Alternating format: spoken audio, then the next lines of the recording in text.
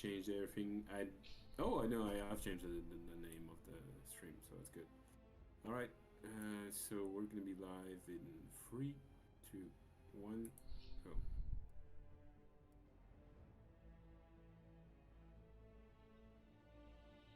Hello everyone, and welcome to the last run of the marathon already. I'm just gonna yap, which is what I've been doing this entire fucking weekend. But Letters is gonna do the heavy lifting. I got my cup of tea. I've got my blankets. I'm sorry, this run is gonna be pretty boring, but still, it's gonna be interesting. Letters, yeah. Yeah, so I will say, the entire impetus for doing this marathon, um, at least when we did it, we did once before, but doing one, right around this time was like, oh, there's a new Bioware game coming out. Yeah. Let's, you know, have a marathon to, do this again because we wanted to do it again for a while. But we also, we're like, okay, we can also show off a brand new game. But I was like, just in case this game ends up being really long, put me at the end so I don't mess with the schedule too much because I couldn't predict, how long the run was going to take. And, Yeah. well, the run takes a long time. So Yeah, long oh that I, boy, were you right. my audio is too low.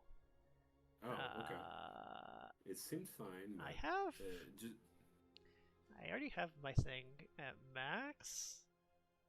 Unless I'd have to do like a boost because that. yeah, just boost your mic on All right. OBS. Let me remember how to do this. Filters, suppression. I don't want. Maybe I just turn. I'm sorry, I'm also like the loudest guy in the universe. I don't know if that's any better. I had noise suppression on, but I turned it off. I don't know if that fixed it. I don't know how I wish I had been streaming more often. I remember how to do things, but I haven't streamed much in a late. Yeah, All right. it is the issue. Gain. I need gain.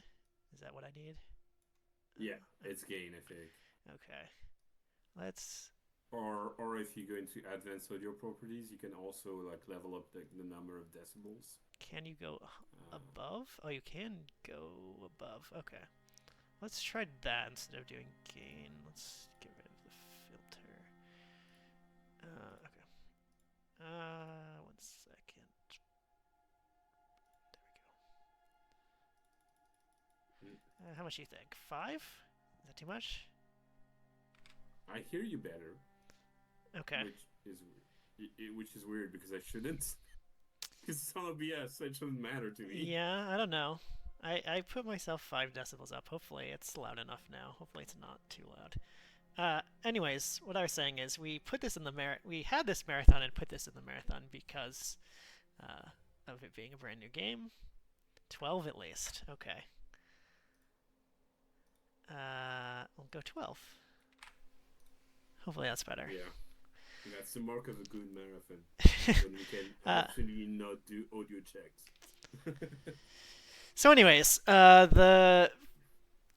we put it at the end just in case the speed run was bad, and well, turns out the speed run is bad. So I didn't want to make everyone sit through a 4-ish hour basically glitchless speedrun, where it would just be basically just do the main story and in a very linear manner with nothing interesting going on. So there's a little bit of routing planning into doing what I'm doing, which is to unlock the best ending. We're not actually going to go through the end of the game to see the best ending, but we are going to unlock the best ending. Yeah. So still, for anyone who cares about this game, spoiler warning, of course. Yeah. Yeah, exactly. We're going to spoil what the best ending is, probably, and also a decent chunk of the beginning of the main quest because you need to do a decent chunk of the main quest before you can even unlock the ability to do these quests So that give you the best ending. Just a question: does the background matter? Not really. So being elf, canary, whatever, that doesn't matter at all. You get slight bonuses from the different, based on what different faction you play as. So some of them are really not useful at all. Yeah. Um, there's none that give what would be the most useful thing, which I don't want to spoil what that is. But this one I'm picking just because class resource regenerating slightly faster seems somewhat useful. Oh yeah, that does seem somewhat useful. Anyways, all right, so we're all ready to go. Whenever I'll do a countdown. Right, I need to have the timer open. Yeah. Sorry. Yep, I'm ready. All right, 3, 2, 1, go. Oh, that's all right. Good luck. Thanks.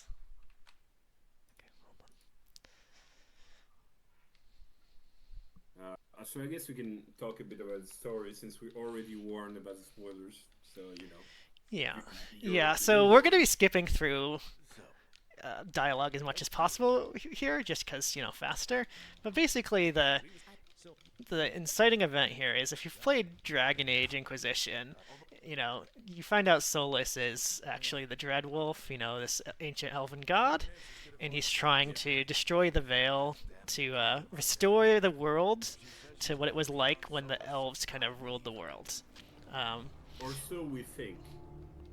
So because Solus is a terrible communicator, let's be honest. Yeah. So anyways, what's going on at the start of the game is that we are a guy who has teamed up with Varric, who from the previous 2 games, and we've tracked down Solus to Minrathous, which is capital of Tevinter, kind of like the Roman Empire equivalent of the Dragon Age universe. Yeah, in the bad sense. Yeah, in the bad sense, yes. But the kind of the storyline here is behind them is that they used to have a huge empire and they're left now with just a small little area around their capital, kind of like what happened to the Roman Empire, but in reverse, where you had the Western Roman Empire, the Eastern Roman Empire, and the Eastern Roman Empire is the one that survived. This is like, what if the only thing that survived of the Roman Empire was Italy, and the areas around Rome itself. That's kind of what's going on here. Yeah.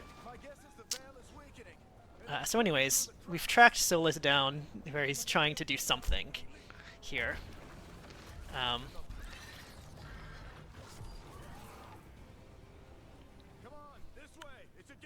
Pretty much that's the goal, yeah.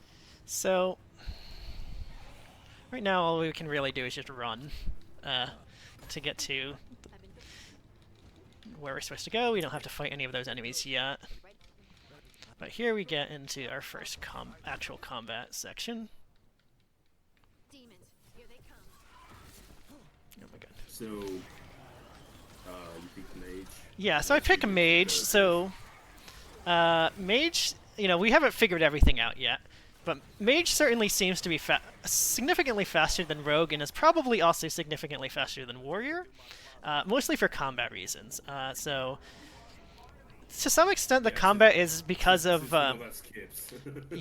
because of AOE stuff. You can do AOE abilities, but one thing that's interesting about the combat in this game is every enemy. So I'll show you. I can't go into the menu here yet because it hasn't unlocked me to the pause to think. But basically, every enemy has a weak. An element that they're weak to and an element that they resist, and this has actually a massive effect on how much damage they take. Enemies that are weak to an element take like 2.5, 3 times as much damage from that element, and take half to 1/3 as much damage from things they resist. So it really it's literally Pokemon typing. Yes, it is Pokemon typing. So you really want to be able to match things if you can, because it has a massive influence on how much quicker you kill enemies. So to be clear, you have to unlock tactical combat. So I can do this menu now. I can't even see it here, but usually when you hover over enemies, you see where it says Cult Mage there. It will tell you what they're weak to and what they're strong, what they resist.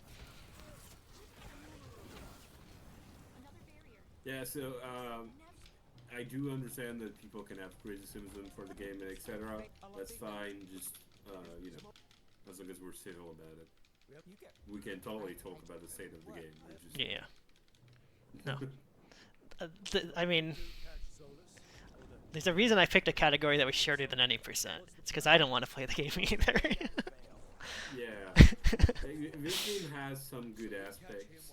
The core gameplay is good, honestly. Yeah. The combat feels fun for the most part. Problem is, from a speedrunning standpoint, the problem is it's extremely rigid. So we have found ways of like skipping over doors, stuff like that, but nothing really works because you need to unlock one trigger to go to the next, and to go to the next, and to go to the next, etc. You can't, you can't skip ahead, which just means that the speedrun is pretty boring for them. This might change, but so far that's how it is.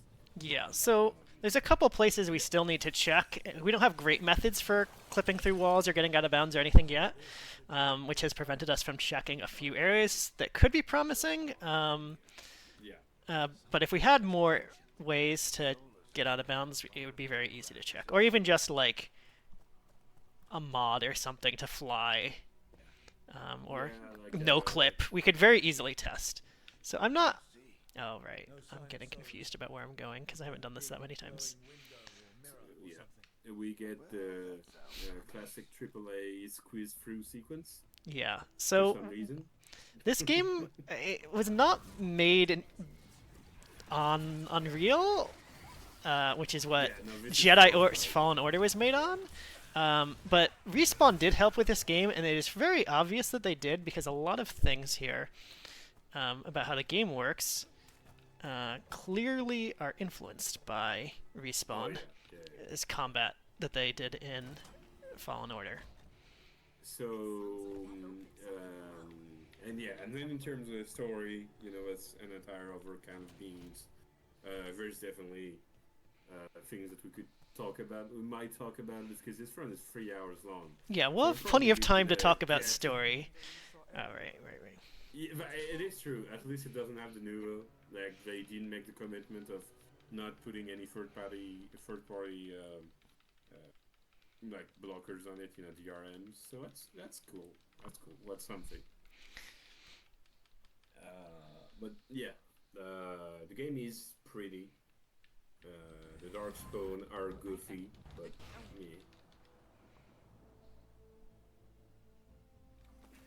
The gameplay loop is going to be very, very repetitive, which is kind of the gripe that you can have very easily against this game. Yeah, so like I know there was backlash against Inquisition when it released, but for me, who actually liked Inquisition quite a bit, it wasn't that. I don't know.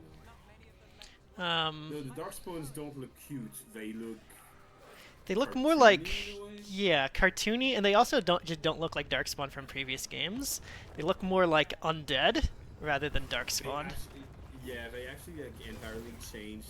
It's mainly in the facial area where they look to have more of a chimpanzee skull, which changes the entire shape of the face. And with they added like red, like not googly but almost googly eyes. But it looked kind of weird. And they justified because it's not the same blight. It's the blight of the elven gods or something like that. Yeah, they have a lore explanation for it, but that doesn't mean it really works for me. Yeah, I do love the... But the characters do acknowledge that they do not look like normal Darkspawn, so that is a thing. Yeah, the demon designs though are great. They look really cool, really flashy, lots of colors. But I'd say that's the thing that I prefer in Veilguard compared to Inquisition. Veilguard has a lot more color, which has some very beautiful sides to it. I forgot there's a fourth guy here. I thought there was only 3. But yeah, you'll see the Darkspawn soon enough. Yeah, there's plenty of Darkspawn that will fight even in this run.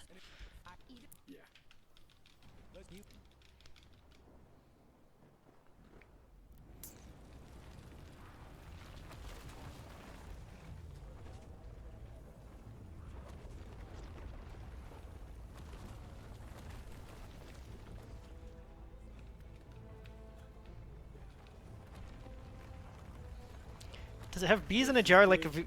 Inquisition? No, but it does have a it has a unique item that whenever you drink a potion, it spawns a bunch of bees. So Yeah, I mean, they included a bunch of like, references. You do have the cheese wheel, so that's cool. yeah, there's a cheese wheel shield like in Inquisition. Do these? No. No, Character no. approval Yeah, only. it's mainly for character approval. Yeah. Most of I the mean, stuff that affects it the ending is much later on in the game. doesn't. It can't Harding die, No, so or oh, is it you're talking later? about here? Yeah. No one can die here.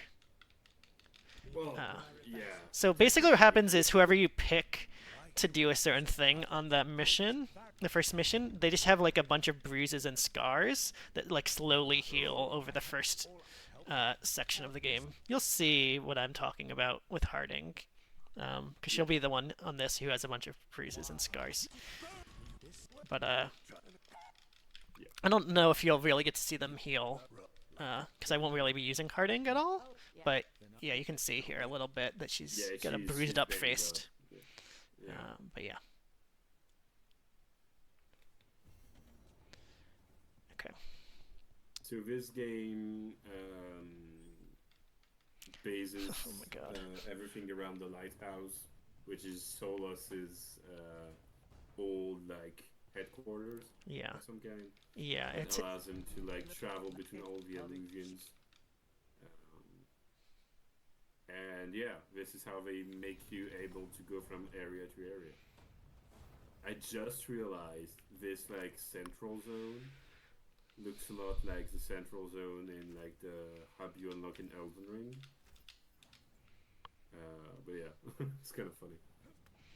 so normally leveling up takes a long time, and oh shit, I'm getting ahead of myself too much, and I wouldn't want to do That's it, but there is a my fastest way of moving around as a mage requires spending literally 1 point in the skill tree.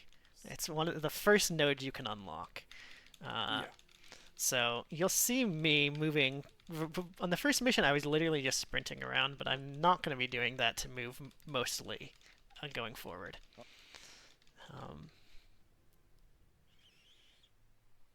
Yeah. You're gonna have carpal tunnel instead. Yeah. So yeah, one thing I didn't bring up yet is that I'm playing on controller. It's just because I found the controls on keyboard and mouse really awkward to use, and I'm not really a controller gamer in general. But just for this, Yeah, it's it kind of weird felt because much smoother. Yeah, I tried both too, and I couldn't get behind the controller. Like I don't know, I like the keyboard. It's Yeah. interesting. But it would be faster to play on keyboard and mouse. There's certain things that are much faster to do with a keyboard and mouse than on a controller. I mean, maybe optimally I would swap between them as needed, but it's kind of annoying to do that. So I'm just gonna try to do everything with a controller here. No, it makes sense.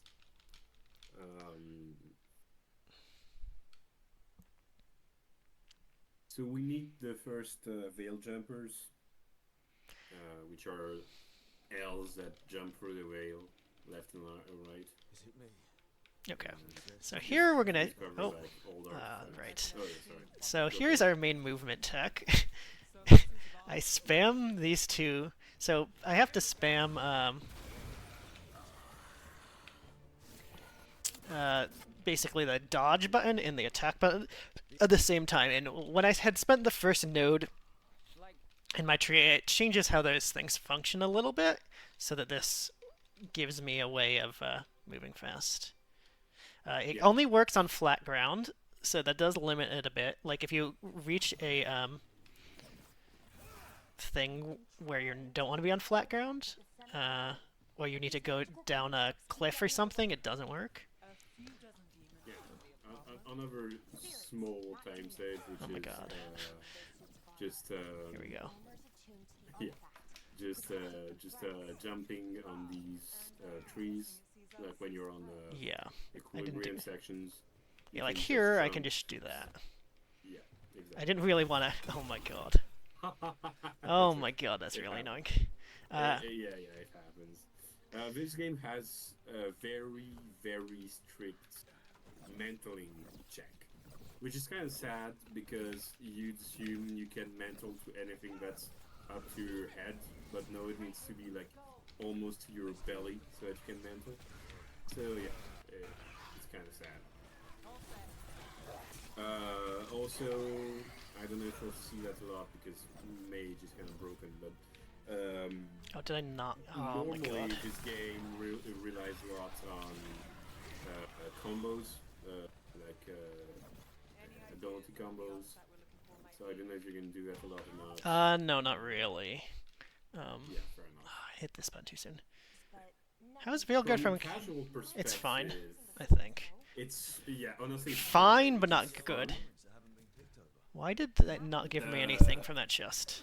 Okay, I'm really confused now. Oh my god. Yeah, gameplay-wise, it's really fun. The combat is fun, the story is ass. That's what I would say. Yeah. Which is not really what you want from a casual Bioware game experience. Yeah, and the story is ass for very annoying reasons that have to do partly from the fact this game was rewritten 3 times. And it shows in how the game was written. Can't get too fast. I don't want to spoil anything, so I'm just using broad strokes. The game on some aspects keeps. Is it not? What? Oh god damn it! I thought it was this one up here. It's fine. Yeah, the game on some aspects keeps the Dragon Age original stuff alive, but on other aspects feels more like a young adult's writing, but by people that don't really know how to write for young adult stuff. So it feels on some aspects too simple, which is why I feel like a lot of the OG Bioware fans have some trouble with the writing. I did like the writing on a lot of aspects, but it's sometimes these dissonances that can feel really scathing. Okay. And also that's without even there was a lot of buzz over the wrong reasons, honestly. Yeah, the problems I have with the game are not at all the things people were complaining a bunch about before the launch. Yeah, it's really in the style of writing, really. You need to kill the Guardian. Ah, yes. I made that same mistake. It's so sad. You just want to skip that guy. I thought I had to fight him, and then he was not spawning or not entering combat, and I was like, oh, maybe I'm remembering incorrectly. I actually managed to skip aggroing him in my first playthrough. There we go. And then it just. I definitely know I have to kill everyone here. It just takes. They come one at a time. Yeah. Which is really annoying. It's we're still. I thought the guy was dead. Early, so. The wall of fire is nice. Yeah, it's not that useful. It just doesn't cost mana, so I just spam it on cooldown. If I can get it's something useful out of it. One of the other ways that you can see that this is very coded by Jedi Fallen Order and stuff like that is the fact that even mages, their mana is a stacking bar. It's not something that just refills naturally, right? Yeah, you have to refill the mana bar by using regular attacks. Yeah. And for Warrior, for example, it's even worse because you have Fury, which you stack by, I think it's Fury, I don't remember. You stack by attacking, you stack it quite fast, but it resets out of combat. Oh, interesting. The Rogue one's even worse, that you, it's by not getting hit while in combat, and then it resets if you get hit. Oh, yeah. Right, it's By this the way, thing here. this is the fight that I soft lock on my. Anyway, I didn't waste any time here. Because I remembered that I need to go back to this fast enough before it was even interactable. It's really weird. I tried to skip this. Oh, right, yeah, and I have to kill some shit here. Where... Just for fun. Are they spawning? Oh, they're there. Yeah, when I activated this area, one of the enemies spawned out of bounds. He's not actually up yet. I was unable to kill him, so I needed to reload the save. I used the wrong ability here, which is really annoying because it's time slow.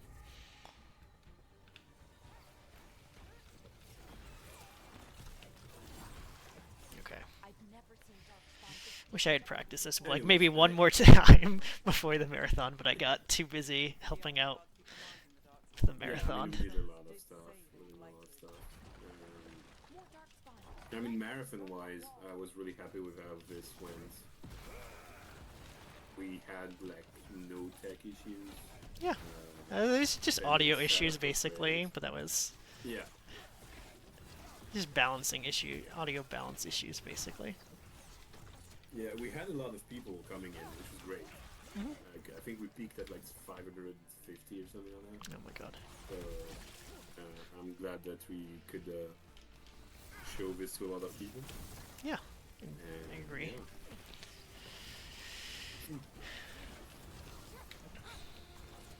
But yeah, so pretty much, guys, just get ready for 3 hours of this.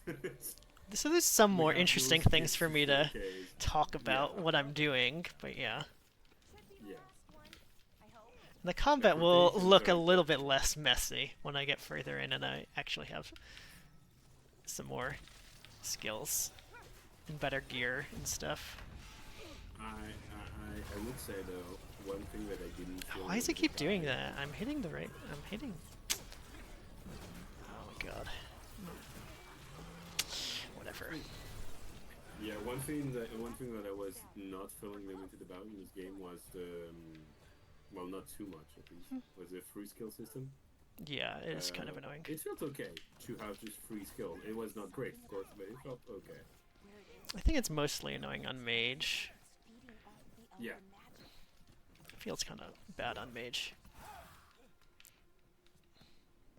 So yeah, one thing that is annoying about this movement thing that I'm doing is that, yeah, if I don't time it right, I will get stuck in an attack animation for a second. Because basically what I'm doing is dashing and getting my dash instantly off cooldown by hitting an attack skill. Yes, we're on the easiest difficulty, yes. Yeah. But we're not on custom difficulty. Yeah, you can actually... They give you some ability to make custom... Invincibility option. Invincibility, sorry. Yeah.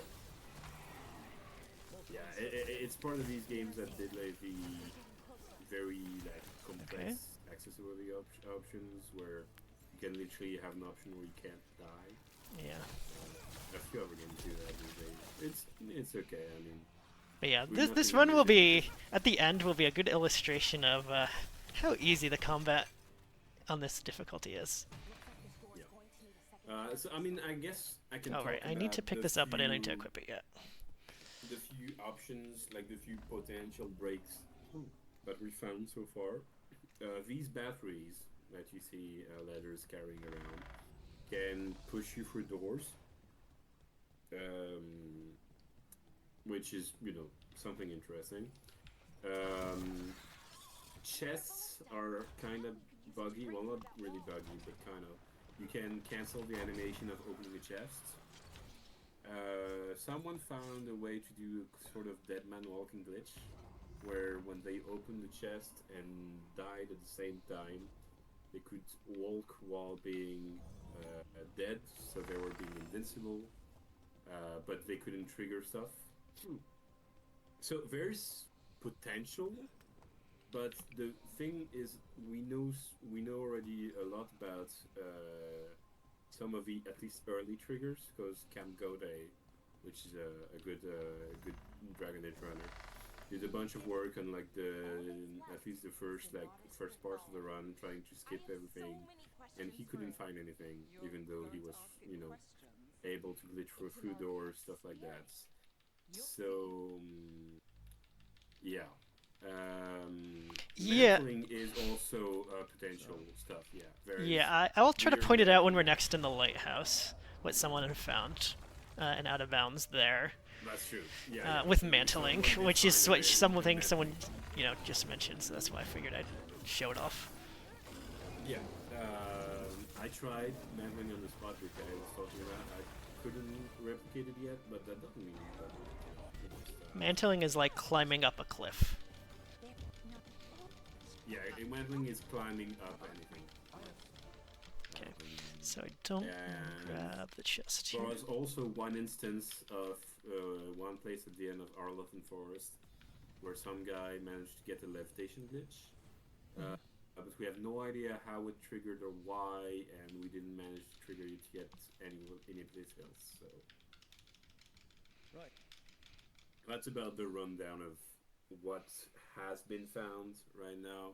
This game has actually gotten a really good QA, Yeah, which is a pain because it means that a lot of potential fun stuff has already been removed.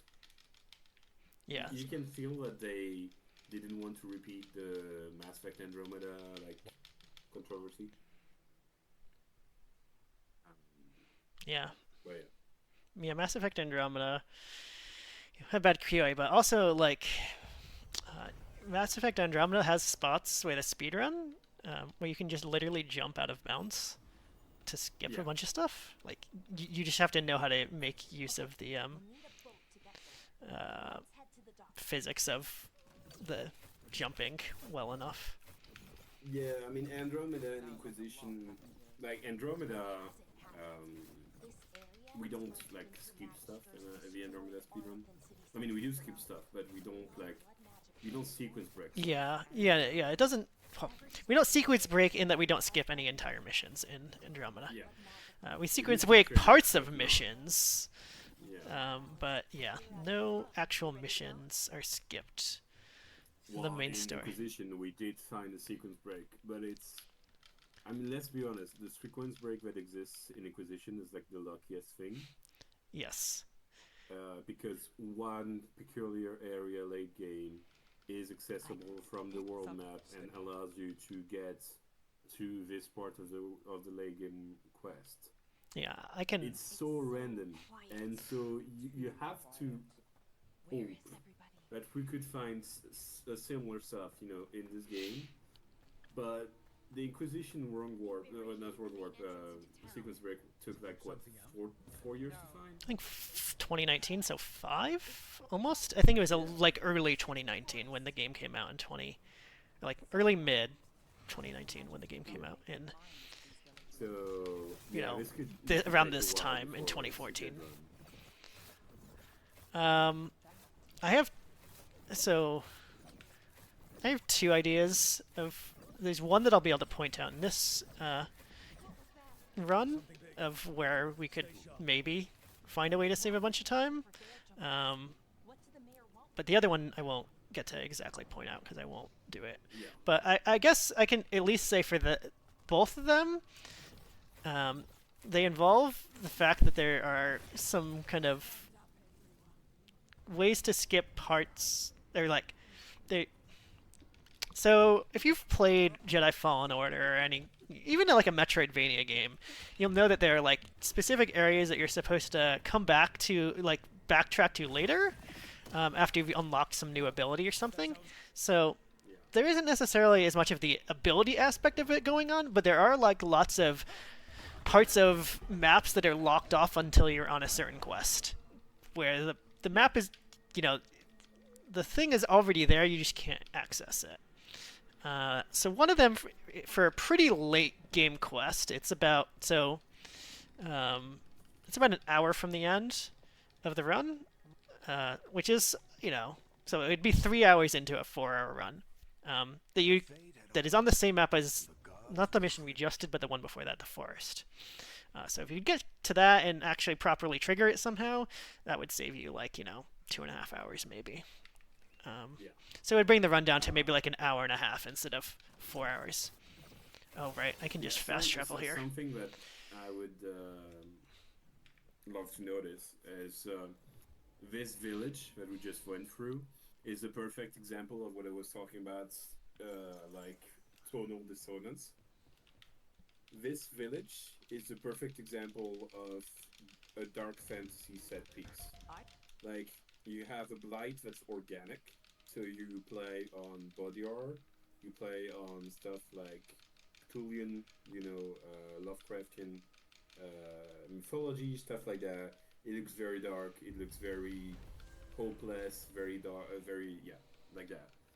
And then you arrive here, and you talk to Morgan. Morgan, which is like the character with like the best banter in the last games, very scathing, very aggressive, and she's just smiling like there's no problem in the world and being really nice and all that. It just feels weird. This is what I'm talking about with how the story just bugged me off a bit. It it doesn't feel normal. But at the same time, the rest is fine. So, yeah.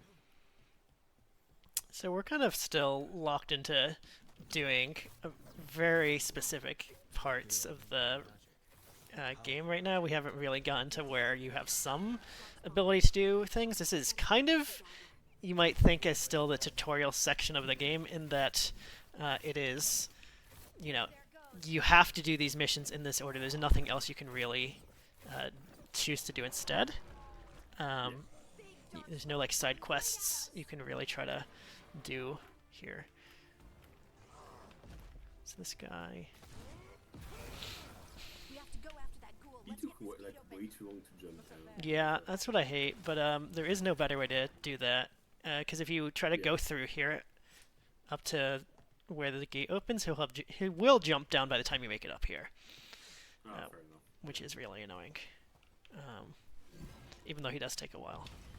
Good work. Let's keep on the train. And it's very hard to hit him up from up there on mage. Do I need this chest?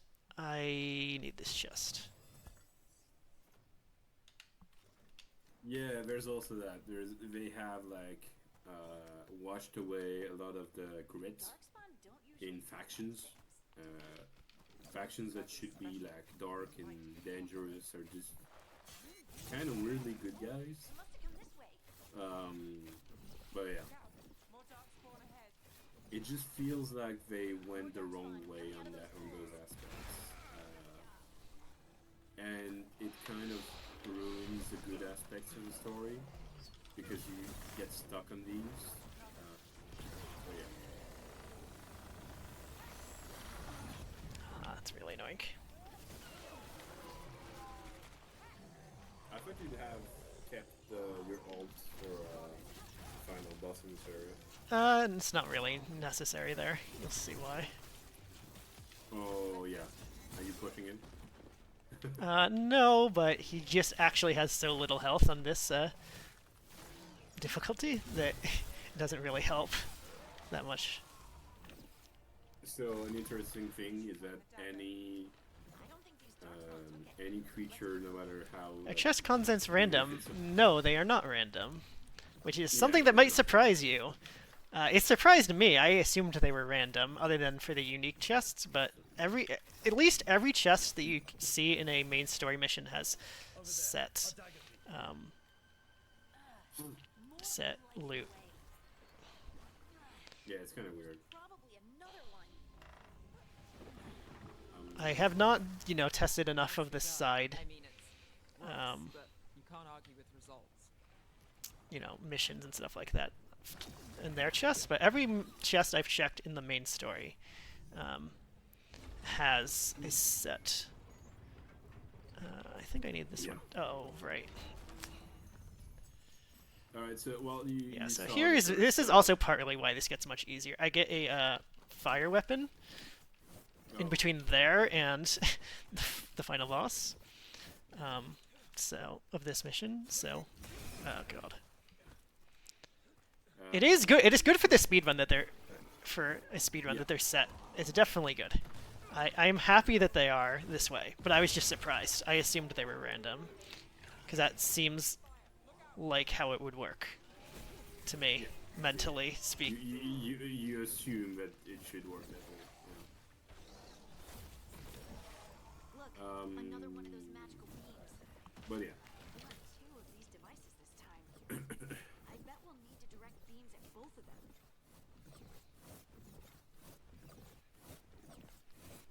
Unfortunately, one thing that would be annoying, if, the speedrun was a bit more interesting, is that there's very bad documentation of anything online in the game right now. In terms of, There's like, no documentation. the wikis, it's just all overrun by AI spam articles, and you can't find actual good information on anything. Like there, We have to do it ourselves. as of even a couple days ago, there was no like one website that just listed what every unique item in the game did, and unique is just like a specific rarity. So I'm not talking about like every item in the game. It's just like there's no one website that lists what every item of the highest rarity does. It was very difficult for me to figure this information out. I've seen YouTube videos that do that, but no articles. Yeah, so there's YouTube videos, but they're all class specific. So there's none that lists all of the class stuff together. Yeah. Because all the armor and like jewelry uniques are shared between the classes, but the weapons are all class specific. Which makes sense. Oh, you got the sword you can't use. Nice.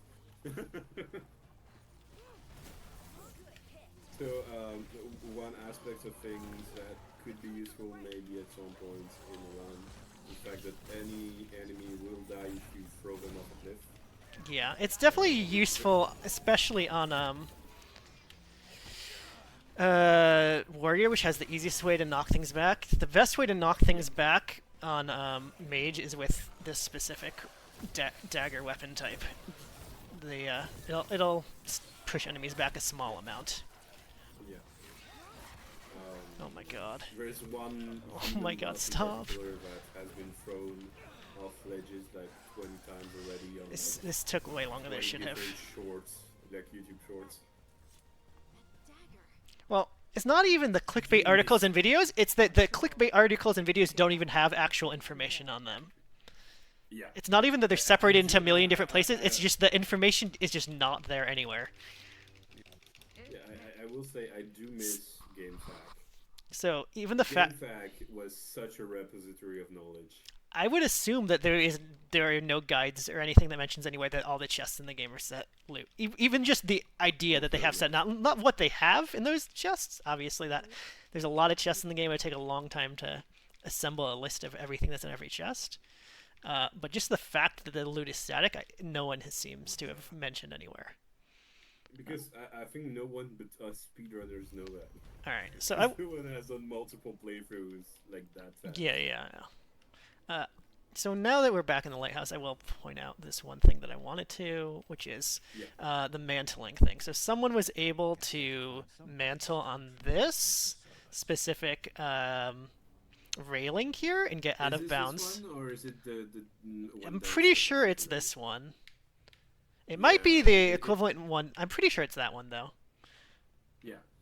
So yeah, they did manage to I need to go up here. bounds, but they didn't have a anyways. recording, so it's sad. But they didn't have a recording of them mantling. They had a recording of them out of bounds where it mantled them.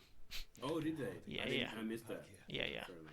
But they didn't have the lead up, I don't think. Yeah. I can spare a few moments to unpack my things. Oh, game facts, yeah. I miss those days of having comprehensive guides that people just made to help other people out, not to like get clicks and make a bunch of money.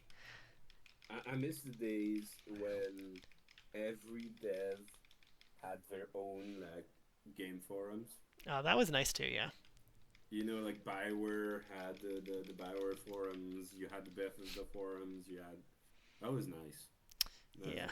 Yeah, the Bioware forums were a bit unhinged, though, so I understand why they got rid of them at some point. It is true, but when they closed them, we actually lost quite a few things for a while. Yeah. A few like of the early mods like discoveries were made on those forums. Yeah. And Relaxing. Maybe if I clear I mean, we found them back now. We improved on that. The Mass Effect series is quite heavily modded nowadays. Yeah. Dragon Age less so. I mean, Dragon Age Origins actually has quite a few mods. Yeah. But yeah, Inquisition is very a few mods, but not that much because it's Frostbite. Yeah. You're limited by what Frosty can do. And don't be surprised by the fact that Veilguard doesn't have any actual mods yet, because Frosty takes time to basically like unlock a new game. They need to understand what version of Frostbite is used, how files are coded. I think like there's a bunch of stuff they need to do, and yeah. Yeah. Just adding to the losses of the Bioware forums.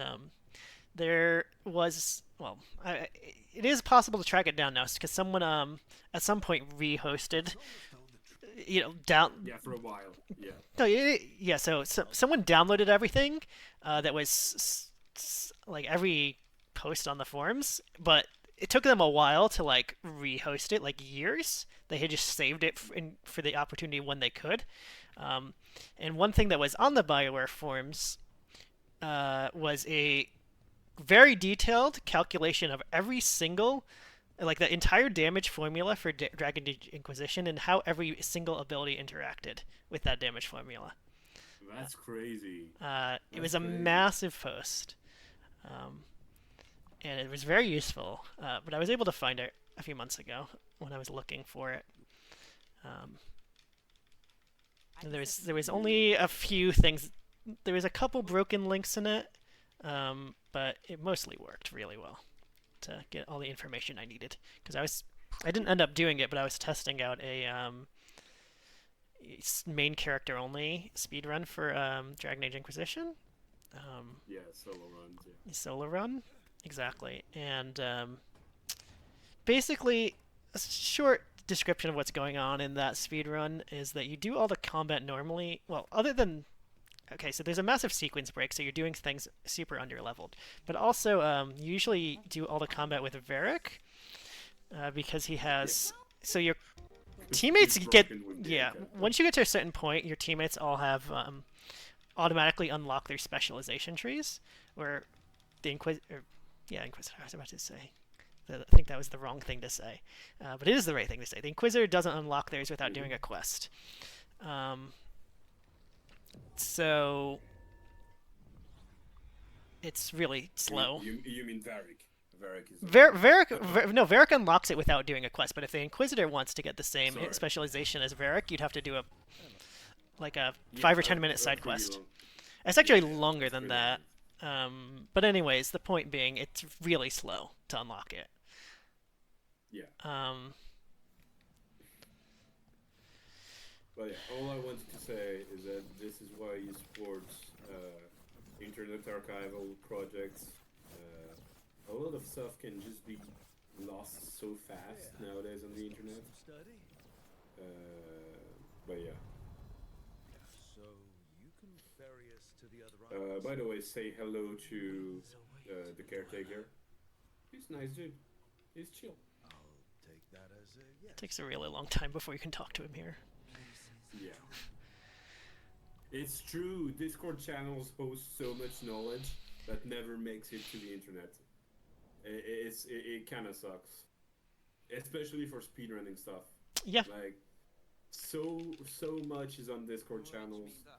And like, just do like an Excel form, or like, not even Excel, like a Google Sheets form or stuff like that. Yeah, so we used to have a very good Google Sheets list of every glitch in all of the Mass Effect games, at least it was. Yeah. It wasn't... It's very outdated nowadays. Well, part of the problem was that the person who was the owner of the sheet... let's not get into drama too much, but for reasons, they ended up deleting everything they had that was speedrun related, including that. Yeah. And we had to recreate it from a much older, less complete version of it. And as a result, we didn't really ever get it back into the state it was. Yeah, drama just happens, sadly. Yeah. But yes, if you're serious about having like a good speedrunning community that has a lot of people, it's good to have bookkeeping, for these kind of things. Is there something inside? So we're in the Crossroads. This is a place where you maybe could find some skips, but I doubt it. I think they Yeah, so when we get a little bit later, I will point out where I think there might be some potential for skips in the Crossroads. Yeah. It's if they tease you a lot about like, oh look, you could go here, but no, you can't. I need to grab this. Alright, I can't equip yet because I'm still in combat. Oh god, that's really annoying. Alright, anyways, I'll fix it later. Damn, that sucks, Guru. That sucks.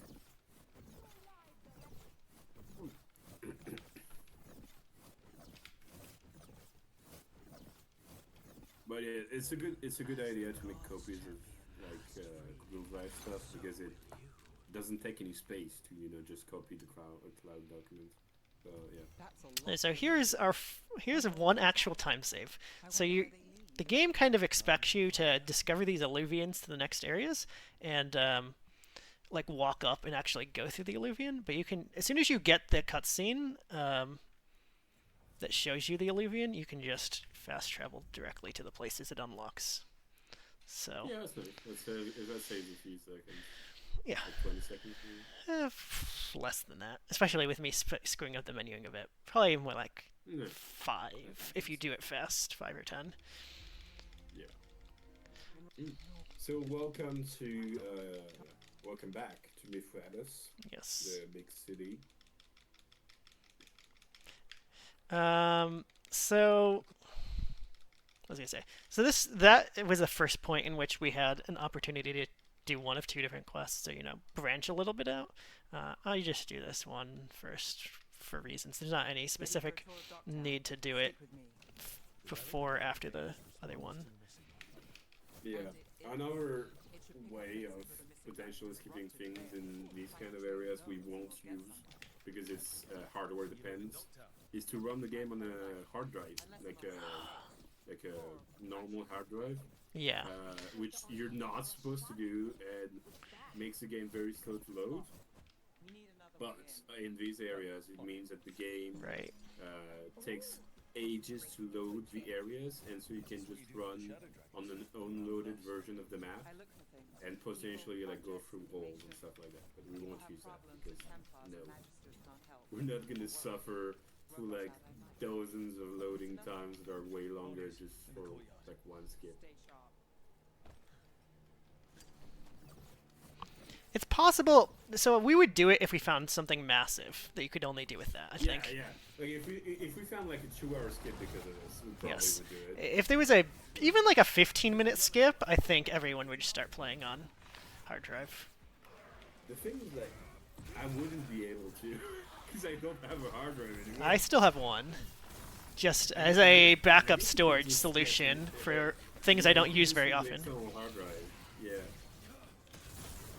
You could just use a external hard drive and yeah. Yeah.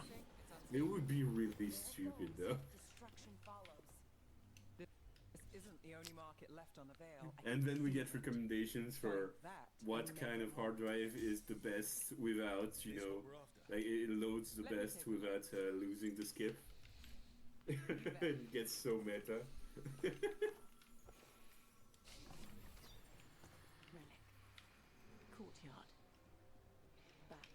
So there's a long dialogue there where you have to stand around, so I pick up some stuff. I do want to buy some items a little bit later on, so just loot everything around there to get a little bit extra gold. But even with that, I still have plenty of time, because I have to wait for her to stop talking before I can do the next part, which is right here.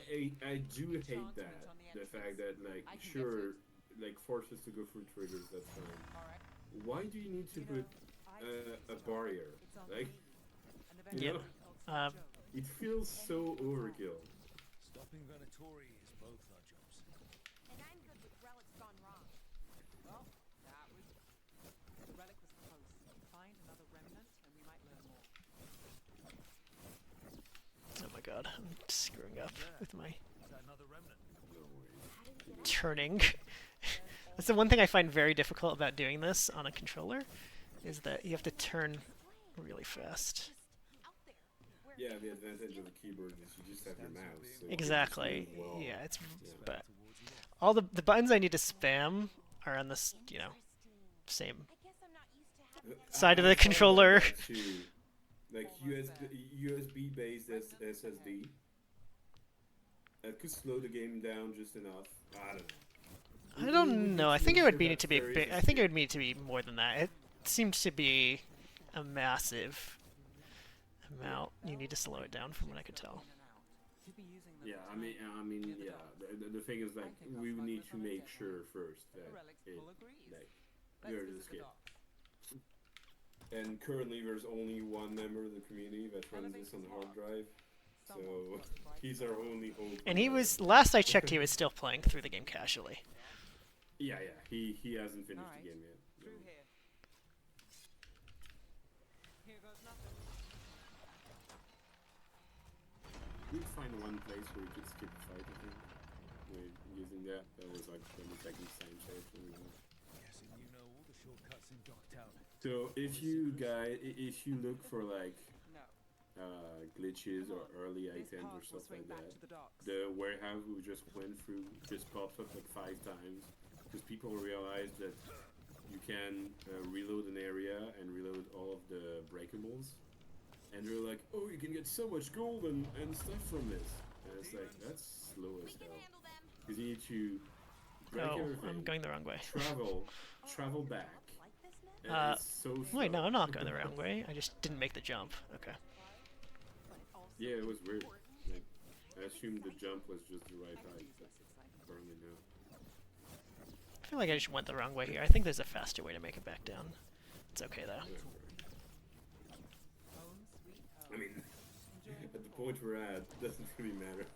Yeah, it's fine. I'm just gonna... So nothing I've done so for a far is second. different than I any need to percent. sneeze. Yeah, go ahead. So we'll get to some of the unique stuff in a little bit here. I've got this.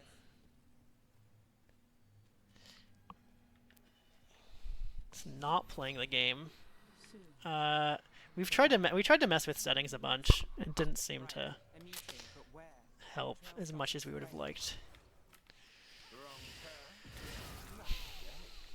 Shouldn't it belong to the men at all? Not a chance. So here I do actually want to save my ultimate and not just use it to get through this fight faster.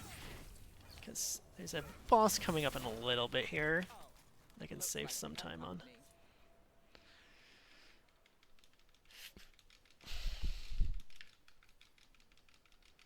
And I'm back. Okay, someone was saying that your microphone might be low. I don't know what to do about that. Really? That's impossible. I'm just too loud. His ears are blown out from this.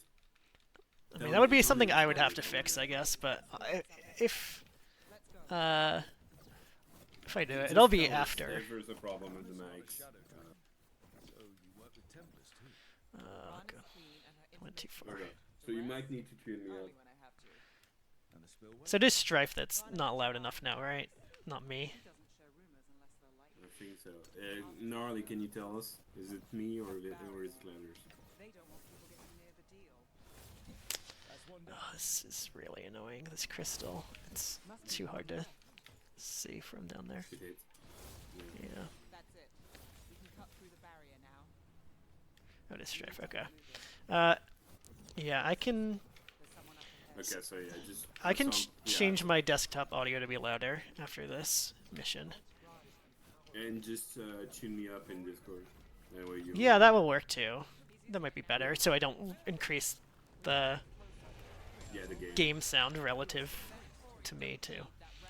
So yeah, this is the boss that's really easy to randomly just throw into the void. Which is kind of funny. Because he's humanoid, so he has like no resistance to ragdolling or something like that. It's kind of weird. I probably should switch to this. Oh my god, I hate how he That's teleports. close. Yeah, that was close. Okay, I might be able to knock him off here, actually. You can probably. Yeah.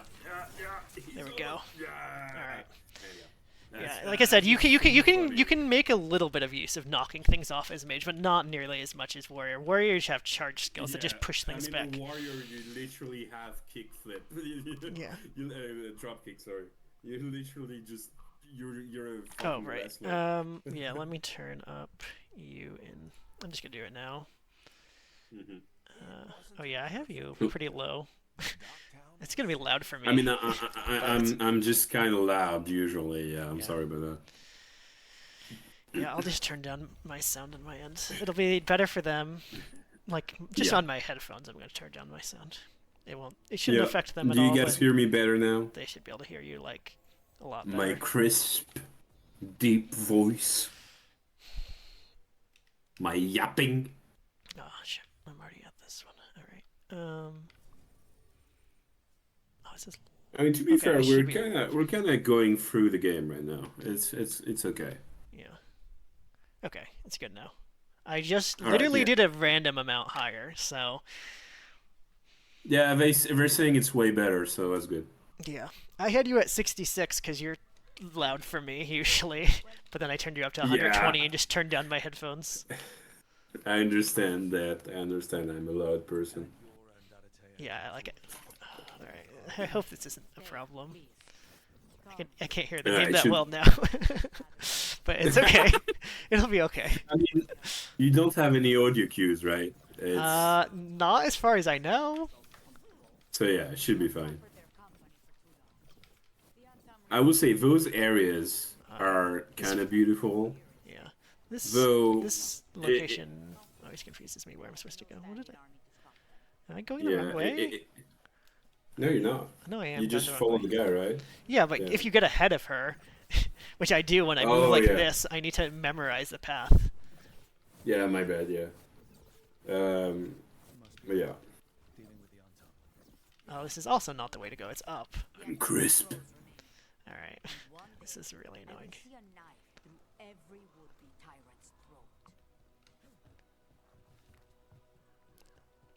I think the sound is loud enough for me. Also, these are the dumbest zip lines ever. Like, how do you get so much speed by going horizontal? That doesn't make sense. Well, they're clearly on. They try to explain that they're like on gears. Like they're actually mechanical, pushing you. It's not just using gravity. Fair enough. But still, it's kind of silly. Now I'm a bit louder than you. Yeah, I am gonna have to. You can just lower me again by like 10, and that'll work. Yeah, I'm just gonna have to wait for a good opportunity to do it. Yeah. Which will be not that far away. Ooh. Should be good. So, as an indication, we do have new people that have come into the community thanks to this game, so that's cool. Yeah, we actually had quite a few people who have. Yeah. Even though they. One of them has been running. Sovereign has been running the game already, and I think he's done a 4 hours 11. Yeah, 4 hour 11 minute for any person. With mage. With mage, yes. So that's a pretty good benchmark to see how how long the run is. And the problem isn't that it's a long run. The problem is it's a boring run. Yeah, I mean, so when Dragon Age Inquisition came out, it was about 3.5 to 4 hours, but there was a lot of like glitches used in it. Yeah, like in Dragon Age Inquisition, I think the first like dupe technique was found in like 24 hours. Yeah. So there's tons of stuff found even by this point after the game came out.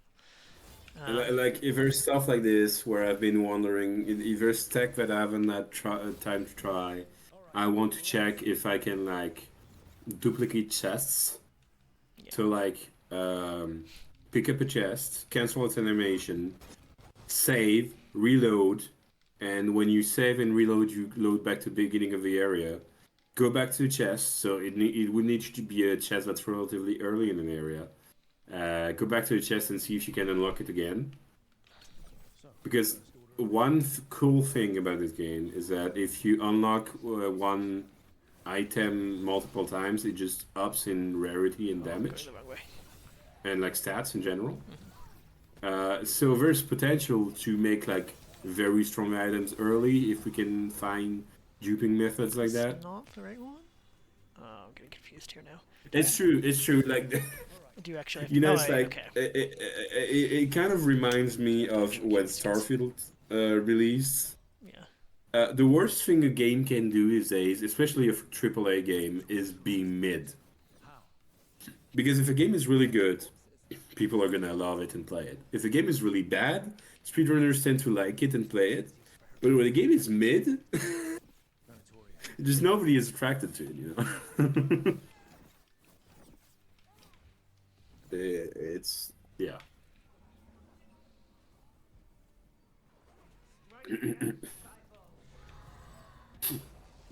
I wish we could rebind skip dialogue. That would be such a good change. I didn't even check if you could because I've just been playing on controller where it wouldn't really matter too much. Yeah, no, you can't. At least from what I've seen, you can't, which is kind of sad. It's interesting. You could do it in Andromeda. Yeah. I mean, actually, I'll its own double check. thing. Yeah, I'll double check that you can, if you can or not. But they did add the option to make every hold trigger a tap, so that's good. Because hold triggers are lame.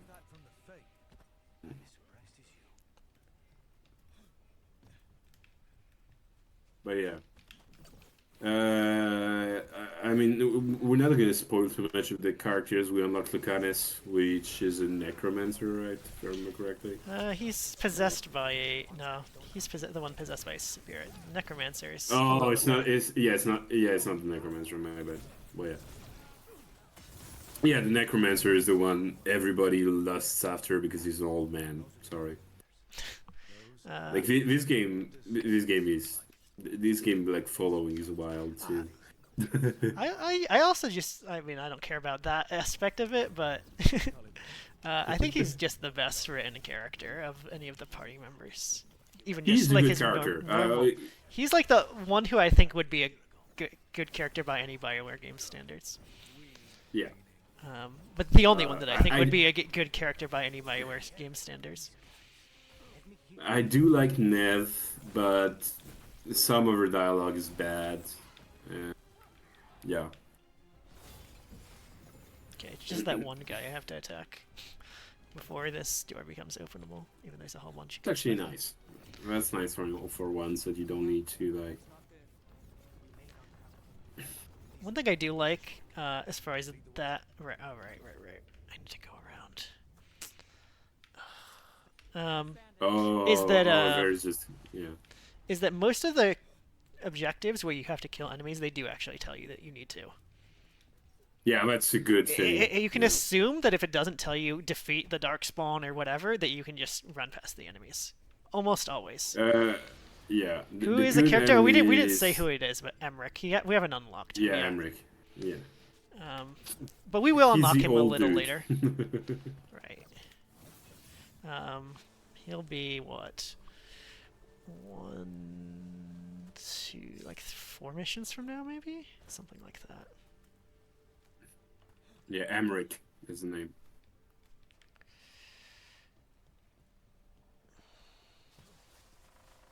Any clue where to start, or we'll find those on the way. I know it's here. We can smell it. Oh my god, how am I stuck? God, that's really You literally almost fell into the smallest hole. That was kind of funny. That was really annoying. I hate this. It's Yeah, not this working sometimes. this felt bad. The oh yeah, your companions can do these prompts, and you need to order them to do it from the pause menu. Well, and sometimes it doesn't work when you click the button. It just doesn't do anything. Yeah. That's my problem with it. Having to do it from the pause menu is a minor inconvenience in compared to just it not working a lot of the Yeah, times that's when you true. try to do it. There. Just one. That's it. The barrier should be down. Let's see what's on the other side. Okay, then we gotta go this way. Finally gone. Also, another thing that could maybe at some point, probably not, be used is the fact that when you jump against a slope, You want to hear about his you get pushed back with a lot of velocity. Yeah. But as far as I know, there's no way to keep it, Yeah. to maintain it. You just lose all of it as soon as you land, which is kind of sad. It would have been really funny to like play Dragon Age Veilguard and suddenly you start b-hopping. Just get a ton of speed on a slope and just never stop. So unfortunately, even though you can actually do enough damage to him that it looks like he would die there, but he always goes into this phase of being a Yeah, fried it's demon. just forced second phase, which yeah. Uh, I would say He you does definitely deal keep way track, more though. damage. Okay, so after So- he does that, he comes back. So it does keep track of you putting him to 1 HP, though, if you do it. So he would Oh, yeah. you would be able to just kill him in one hit here, but you can't skip that Pride Demon phase entirely. Yeah, makes sense. I'm not playing too well combat-wise. I'm not doing my Uh, heavy attacks Okay. when I stack. So the way this I mean, Mage Dagger works I- is you do 3 Yeah, light attacks. I know. Sorry. Yeah, I say that you do 3 light attacks. It builds up a little bomb on them that you can explode by using your heavy attack. Yeah, I just want to say I know it's not late for you, but it's almost midnight for me, so I'm like forgiving you for it being late for me for some reason. Alright, so I do need to grab this chest, but not the other one. Also, his animation of opening the chest is wild. It's literally just Why do you always pick up the same item? It doesn't make sense. It's literally just the same chest animation from Star Wars as well. Yeah, You it kick it is. with your foot, Which- and the little robot dances, and you're doing a dance instead of the robot. You can feel so much of the respawn inspiration. It's kind of crazy. Right. So now we're going back to Docktown, which is Minrathous. I need to make it so those hold triggers are not hold anymore. Keep forgetting that they added to change my options Yeah. after they added that. Yeah. It only matters in a very small number of places. Yeah, but it's For nice me, to have. Yes, it's nice Yeah. to have. I bet just for the speed run, it only shows up for a couple places. Evil Doppelganger is handsome. Yeah. He basically just looks the same with a different facial expression. Yeah. So now I need to talk to... I do want to equip this, actually, because I will use him much later, briefly. But it is for the one very difficult fight that I do. I use him.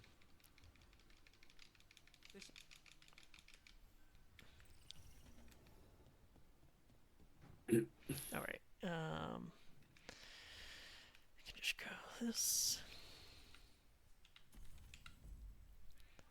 Okay. Yeah, there's a lot of purple in this game.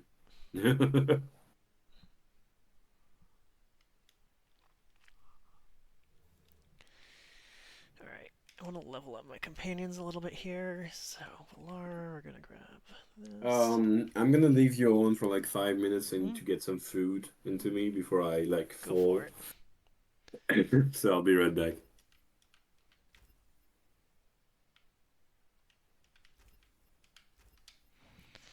Okay. That's all I need to do here. Fewer people than I expected. Let's find Asher. Asher. The Viper. First we called Asher in private. Trouble in the un.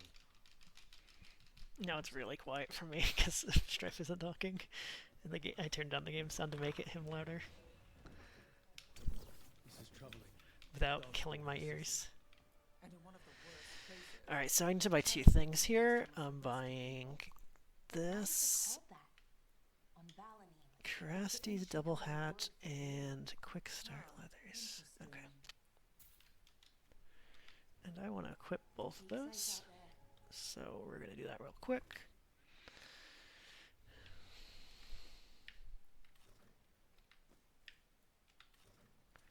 Okay.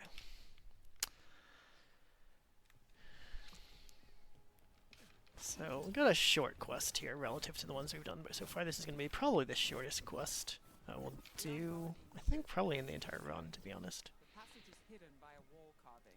Keep an eye out. It's very short. Dormitory. Why are they so close to the shop? Who died for the god? Okay. So the wall carving. Got it. It's so dark, narrow, kind of damp. Don't like the sound of that.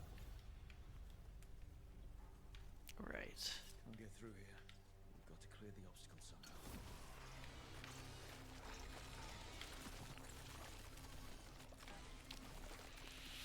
That did it. We can get through now. I got light on me. Let's kill those shadows. Ah, shit. Sorry. I forgot to change what skills Valara has equipped, which is not ideal. Because one that I want her to have available just pulls enemies together. Is it going to let me do it now after killing those, or am I still in combat too much? No, it'll let me. It is basically a different game. But it keeps changing. Like, everyone doesn't feel like... It feels like it could be in a new series almost.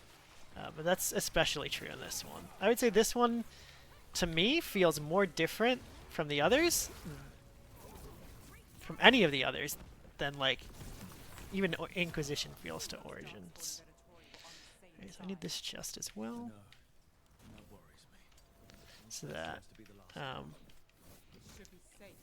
I just bought this same hat from the vendor back there, so it upgrades it to green, which unlocks another perk on it, in addition to just increasing its stats. So that's kind of nice. Mobile game. It was supposed to not be a mobile game, but it was supposed to be a multiplayer, like games as a service type game, It's Rook. All clear down here. like, you know, a Destiny-ish thing. Right. I'm back. Welcome back. I didn't want to make food, so I'm just ordering food. Late night delivery. Yeah, pretty much. I mean, it's not exactly delivery. The burger shop is literally downstairs, Okay. so I'll just need to go Go down and pick go up. back up. That's nice though. Yeah. Any interesting discussions while I was gone? Not really. I was explaining a little bit of some of the gear stuff. I mean, I guess you can explain what you're doing in this run. Yeah, Because so we're not finishing the game. yes, we're not so- finishing the game. So I'm gonna give a big spoiler here. So if someone does not want to get spoiler, well, Close your ears. close your ears. But also, Or you're you probably just- gonna want to skip the last 10 minutes of the run as well. Yeah. We won't hate you for it. Okay. So the way to get the best ending in this game is to see a bunch of Solas's memories, and once you do that, you can talk to a kind of ghost of Mythal, and she will. Well, if you successfully, get her help, sort of, she will, at the final conversation of the game, be able to convince Solus to give up. Yeah, it's a weird But you have to do this, you know, a bunch of these side quests, for lack of a better word, earlier on to unlock that ending. So we are going to basically do this. How much do you quest think it adds to the run? 45 the minutes, best. maybe? Okay. Oh yeah, that's a lot of side quests. Maybe even less. It's a decent amount, but it's like I think you could do it as a set, like a. Okay. I mean, the run is already pretty long. If you're doing a full 90%, it doesn't massively increase the length of it, so you could get this ending. The one thing I don't know about, right, I don't need to kill these guys. About how it interacts with is I don't know if you need to have your other teammates alive to some extent to be able to pick that ending in the first place, or if you still can pick That's it a good with question. no teammates alive but have it unlocked. I haven't tested that part of it yet. Yeah, so I mean, there's also the fact that like teammates dying is kind of random. Like from my experience. Oh, like what it? There are some there's some things I don't know about it because again, no one's documented everything about it yet.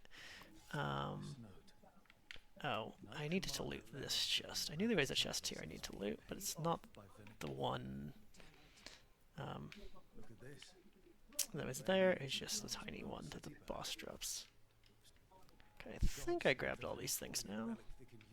So yeah, if you had to finish the game, the run would be around 5 hours long. Well, not random. Yeah.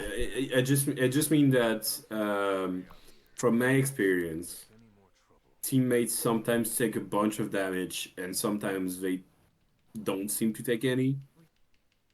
Like I've had similar fights where enemies just, I don't know, don't attack at the same frequency or something like that, and so teammates just don't you're not die. talking about your teammates just don't die in general in combat. If that's what you mean. Yeah, that's what I mean. Yeah. But in terms of Oh, like you who meaning in general? Yeah. Sorry, my bad. no, I'm talking about the end of the game. That's what. Yeah. You're talking about the fact that teammates can actually die. Yes, that's what I'm talking about. Yeah. So if they die during the final sequence of the another small spoiler. The end sequence of the game basically works in a very similar way to the suicide mission from Mass Effect. All right, Mass Effect 2. Do I have a fast travel point that's anywhere near this? Okay, I thought I did. The leaderboards are out. The leaderboards went up on 14 Thursday, days. which was 2 weeks after the game came out. Yeah, we There's always one run on the impose an leaderboard. embargo on runs. Yeah. So that people just don't spam the leaderboard as soon as it's out. But yeah, I don't think we're gonna have that problem with this game, but no, yeah. The thing is, like, it's common for games as soon as they come out, where people just try to at least run it once or twice so fast. I need to get Yeah. So I need to get that fast travel point there for later, and I just wanted to move over a little bit to the right to grab it, but unfortunately that messed with my line I was taking here.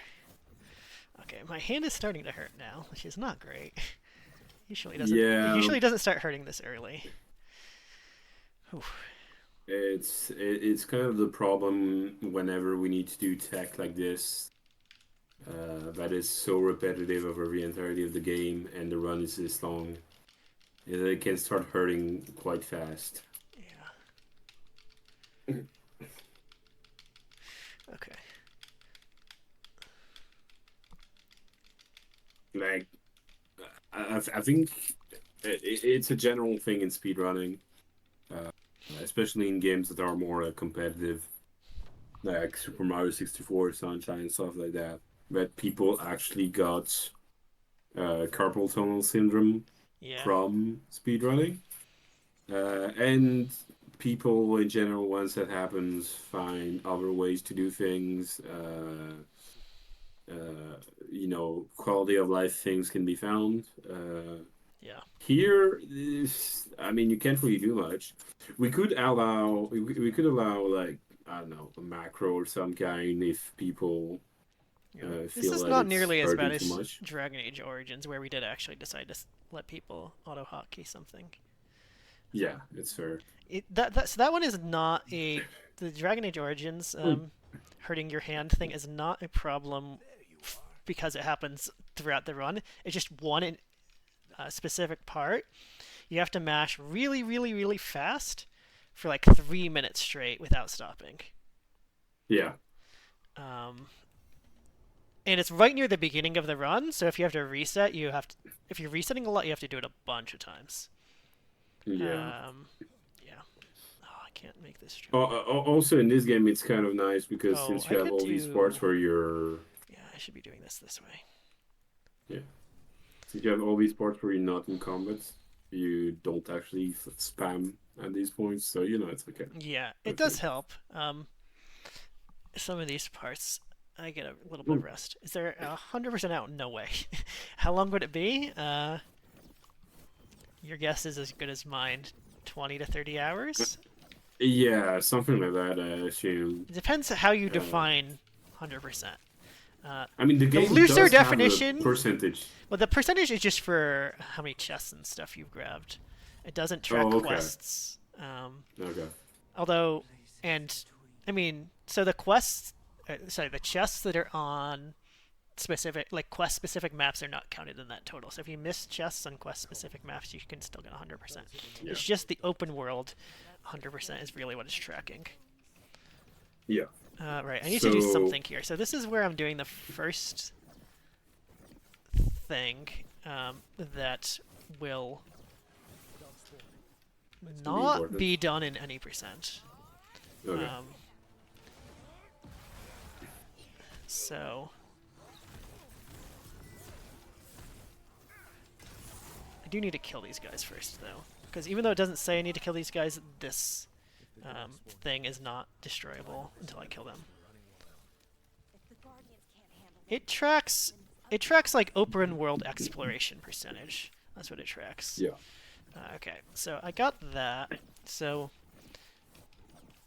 But Now I'm see, gonna- if it doesn't track quests, you know, that's another thing you need to add to it. alright, so here's the first of a few of these things I need to do, which is go into one of Solus's memories to get the, you know, as part of this category, what's specific to the category I'm doing here. So there's 3 of these missions type ones. I believe it's 3. And then there's a few more that you just watch a cutscene and some other stuff going on. But we'll see. But this is the first of these little short mission style Solus flashbacks that we have to do. If you haven't played this game before, you will notice that actually in the past Solus used to have hair. And you get to see it in these missions. I mean, that's what often happens with men. We don't begin bald. We just end bald. Yes. And he went bald after thousands of years of life. But he's still pretty young at this point, relatively speaking. Yeah. Okay. He probably has had hair for longer than any of us, so yeah, that's fine. We're spirits of disruption. Let's act like it. Yeah, so Yeah, we'll just rule something out if people want to do 100%. Otherwise, I'm gonna be honest, we probably won't care about it. yeah, so the only I guess only two of the Dragon Age games have a 100% type speedrun done. One was a single completion, which was for Dragon Age Inquisition, and the other Yeah, because that was long as hell, right? yeah, it was I believe it was above 10 hours for sure. I don't remember how much more. It definitely wasn't 20 hours. I don't think it was even 15. I think it was somewhere between like 10 to 14 hours. More enemies. Go. And then there's Origins Max Quest, right? Yeah, so Origins Max Quest is like 3.5 hours. So that's pretty doable. And then I guess for Mass Effect, The people craziest thing have is done Andromeda. some. Yeah. Oh yeah, there's one for Andromeda. I forgot about that. Andromeda 100% is absurd. It's so long. Yeah, it's 17 hours or something. The Yeah, speedrun? yeah. Altadella was a fucking trooper for actually completing this one. I think he did it during the pandemic. which made it doable. Yeah, which makes a lot of sense. So DAI, the one run has been complete is not on the leaderboards. I forget why, but Maybe because we didn't ask to do the little words, you know. We just no. So didn't there do it ours. is there, and it's just empty. And this Oh, run has fair not been enough. uploaded to it, and I don't remember why. You'd have to ask the Alright. runner. I believe he Just may have. sec. There Yeah, might I'm have been just gonna some get my issue with the food. recording, or it was not a valid run because it missed one small thing or something like that. I think it's Fair something enough. along those lines. It could be. It's either that or he just thought he was going to do another one soon and never did. Yeah, I'll be right back. I'm just gonna get my food. Yeah. But yeah, so in the definition of 100% in all of those situations, other than Andromeda has an actual percentage tracker, like a real percentage tracker, not just like a map exploration one. That one is truly the only one you could call 100%. The other ones are all like a max quest type thing.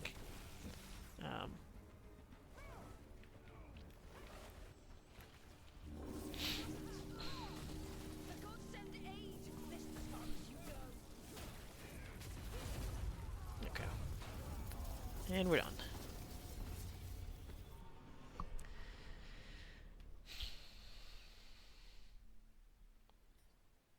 But yeah, I would assume no one's going to do 100% of this game, because it would definitely be the longest 100% of any of the Dragon Age / Mass Effect games. It would definitely be longer than Andromeda 100%. Do I need this chest? Do I need this chest? Do I need this chest? No, I do not need this chest. Okay. Now we can go get Davrin. So, oh, cannot travel while on an active quest. Right, I need to wait for this stupid dialogue to finish. Sort of condensed into that statuette. Maybe there's more to this. The hardest part of doing these runs, I mean, even harder than doing it in, you know, whatever, spending 15 hours doing it, is just routing out 100% speedrun for a game this long is really time consuming. If you want to be able to do it like, you need to, if you want it to take 15 hours, you need to actually spend time planning it out efficiently. Otherwise, it's going to take you like 40 hours, right? But you're going to spend hundreds of hours figuring out what's the optimal order to do all these quests and stuff in. And what are all the dependencies that, you know, what quest needs to be done before what quest unlocks and that kind of thing. Which is not... yeah. Yeah, so I never actually did a run of max quests, which is your closest to 100% category in Dragon Age Origins, which I said is like, you know, 3.5 hours. But I did route out the whole thing myself, and I probably spent, for what's now like like I said, 3-hour run-ish, I probably spent 100-something hours on routing.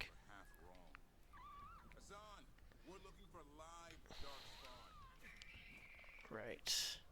This jump. Not sure he understands anything but dinner. Keep on it, Hassan. So, or maybe not 100 hours, but probably pretty close to 100 hours. And that, you know, required going through the route many times and reordering things around and seeing what things could be done efficiently. And that was with really good documentation of where everything in the game was. Which does not exist for this game, right? So, really good document. It was, you know, a long time after the game came out, so the wiki was really well detailed on literally everything in the game. So, that helped a tremendous amount in terms of the routing process. I think, you know, all the earlier Dragon Age games, probably well documented enough that you could do it. But this one certainly is not documented that well yet. Remy, where are you hiding? Everywhere. The monster came out. Oh yes. If If I have a chance, I will pet the bird later. You can't do it here, but you can do it back in the hub. All right, I'm back. Welcome back. You're the trainer. Man, that's a nice burger place. No, It's a weird story too. It's a burger place that's also a sushi place. that is really strange. I'm gonna be honest. And when I asked them about it, they told me it was because of costs. Basically, it was people that knew each other, and they both wanted to open a restaurant, but they didn't have enough capital to open That actually solo, so they makes just some opened sense. together. Yeah. That makes some sense. Ow. Yeah. Dogs. The Griffin trainer dies, unfortunately. Sad. Bridge is out. Well, small spoiler alert for later in this mission. That was not the only Griffin trainer who's dead. That's our way through this. Very sad. Good job.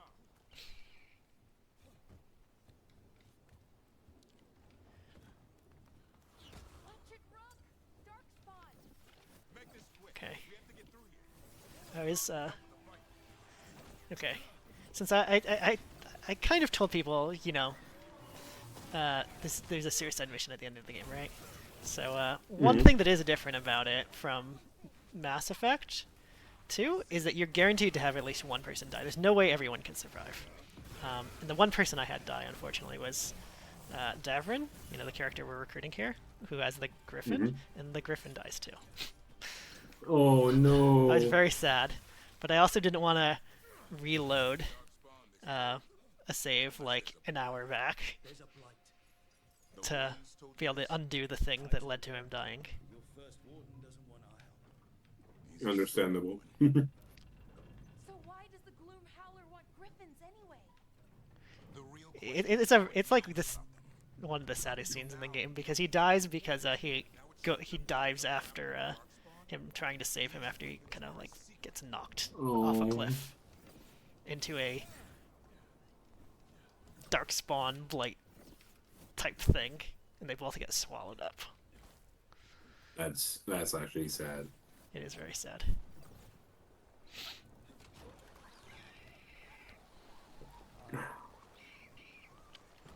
I am disappointed that we'll probably never get.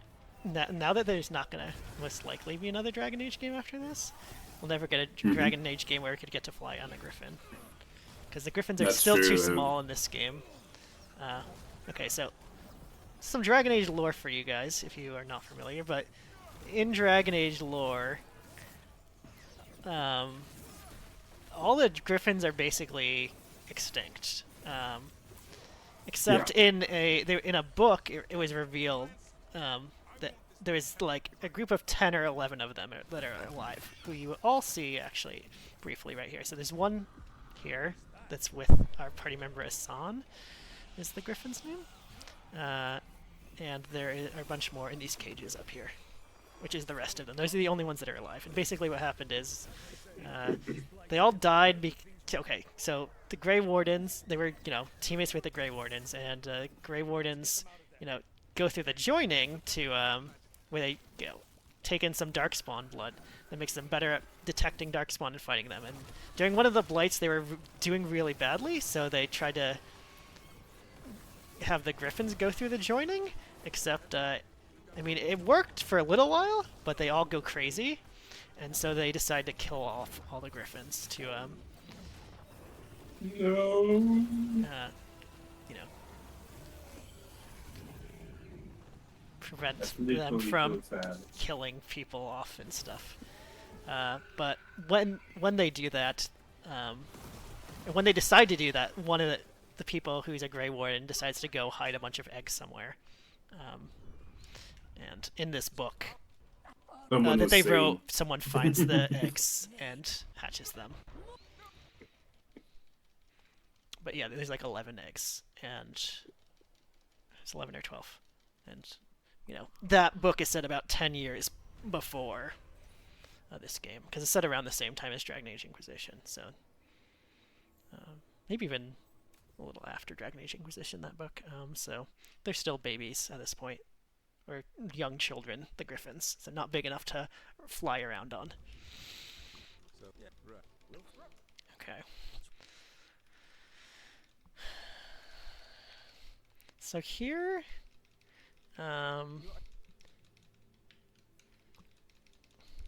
it is fast, so you have the option of which city you want to save. At least for this speedrun, it's faster to save Minrathis, just because it's a place I need to go back to. And if I don't save it, it deletes all of my fast travel points I've unlocked, other than like the starting one, which wastes a bunch of time. Although, other than for that reason, the other place would be faster to save. Because, spoiler alert, okay, not really. Spoiler alert, I have to fight a dragon here. I don't have any frost weapons really here to, or frost abilities here that would be good against a fire dragon, but in the other mission you fight a ice dragon, and it would be much easier to get through that fight.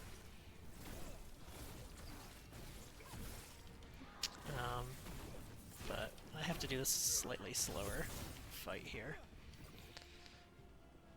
Why is this? Oh, there is one over there.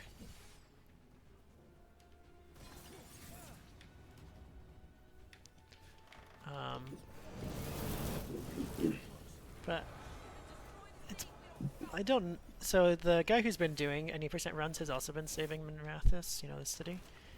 But I don't know if he's tested thoroughly whether or not saving the other cities faster yet, or he's just doing this because it's the one he's familiar with. Yeah, I have no idea. Because it makes a difference. You have to do it basically at a point later in the main quest than we're going to do in this run. You have to do one of two different missions depending on which place you save here. And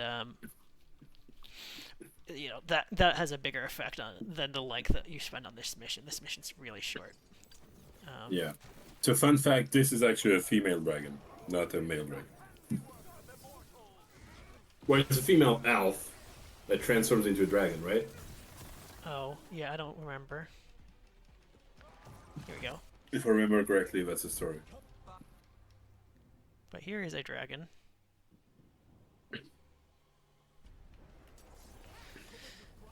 So, what I can do here... Oh wait, I don't want to use this. I forget how I wanted to do this. I think what I really wanted to do here is switch weapons before I entered the fight. But we're just gonna make do with what we have.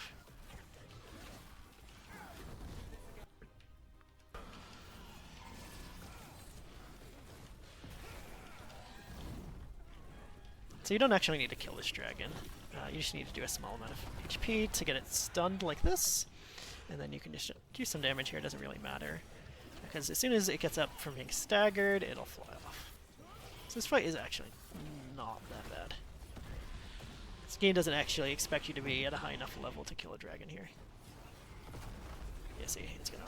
Ooh, why is it not flying off? Did I still actually not do enough damage? Oh no, there we go. Now it's flying off. It must have been like 1 damage short or something.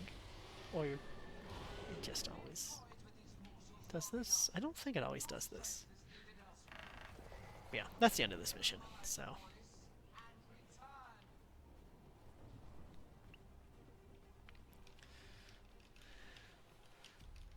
So we still got a bit more main quest we have to do before we can really transition into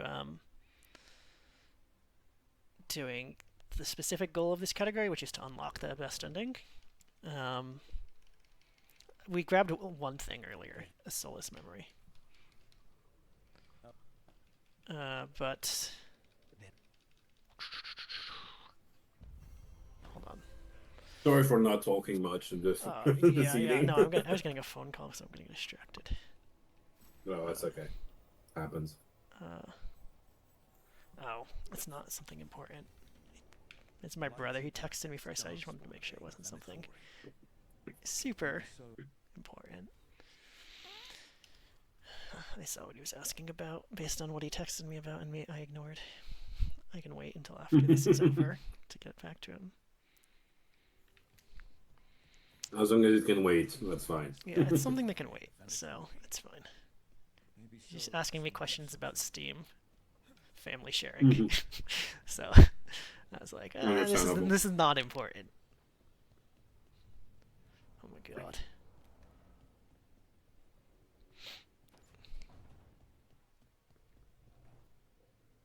Mm. Anyways, so what we do, basically what we need to do, main story-wise, is we need to go until the point where we unlock all the party members. Which you're required to do as part of the main story anyways. You have to, there's no skippable party members, they're all required. That's kind of interesting. We should have pretended Veilguard didn't exist. Well, this was scheduled before Veilguard was even out, and was, like I said, kind of hatched the idea of having the marathon at this point in time because of Veilguard release, to tie it in with that, thinking that this would be more of Yeah. like this. The worst case scenario of what I had imagined for what the speedrun was like is actually still not as bad as what it actually is. I thought there would be some glitch, like even if when I was thinking it was gonna be like it could be 4 or 5 hours, I thought there'd be some skips and stuff that were interesting in it, even if they, were minor. But it's really not much of that going on, even. Okay. I need to talk to Davrin. So this is not a. So I have to do one side quest later on, with one companion quest, which is Davrin's first companion quest, and you can't get two dialogues with the same person in the same visit to the lighthouse. So we need to do this one dialogue here, so I can actually pick up the quest the next time I come, which will be the only other time I come to the lighthouse. I will say I'm learning, but with this release, we can now no longer rely on other people on the internet to find glitches because people just don't capture them anymore. Yep. Does the required scoring position? Yeah. So if you do just do the main quest, like I said, we're not doing the whole any percent, but if you do the whole main quest, you end the story at level 32, and the level cap's 50. And most stuff scales to your level. There are some bosses and stuff, one of which you'll see later, which is at a set level. But for the most part, it is scaled to your level, so it wouldn't really matter too much. Yeah. I don't think I need to level up anymore here. Yeah, I'm not really gonna buy any new skills until pretty close to the end, on my character at least.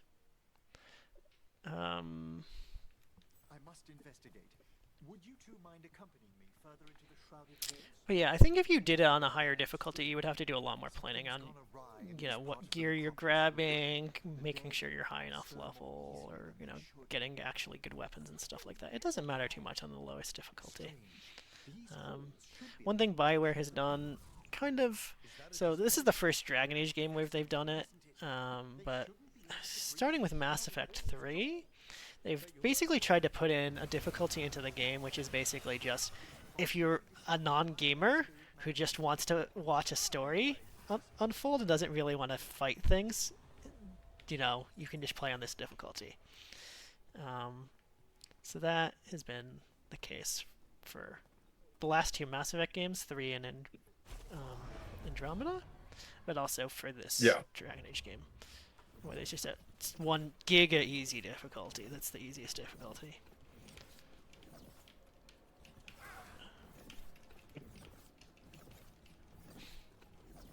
He's getting stuck for some reason. It's like, I'm pretty sure I can just run straight here.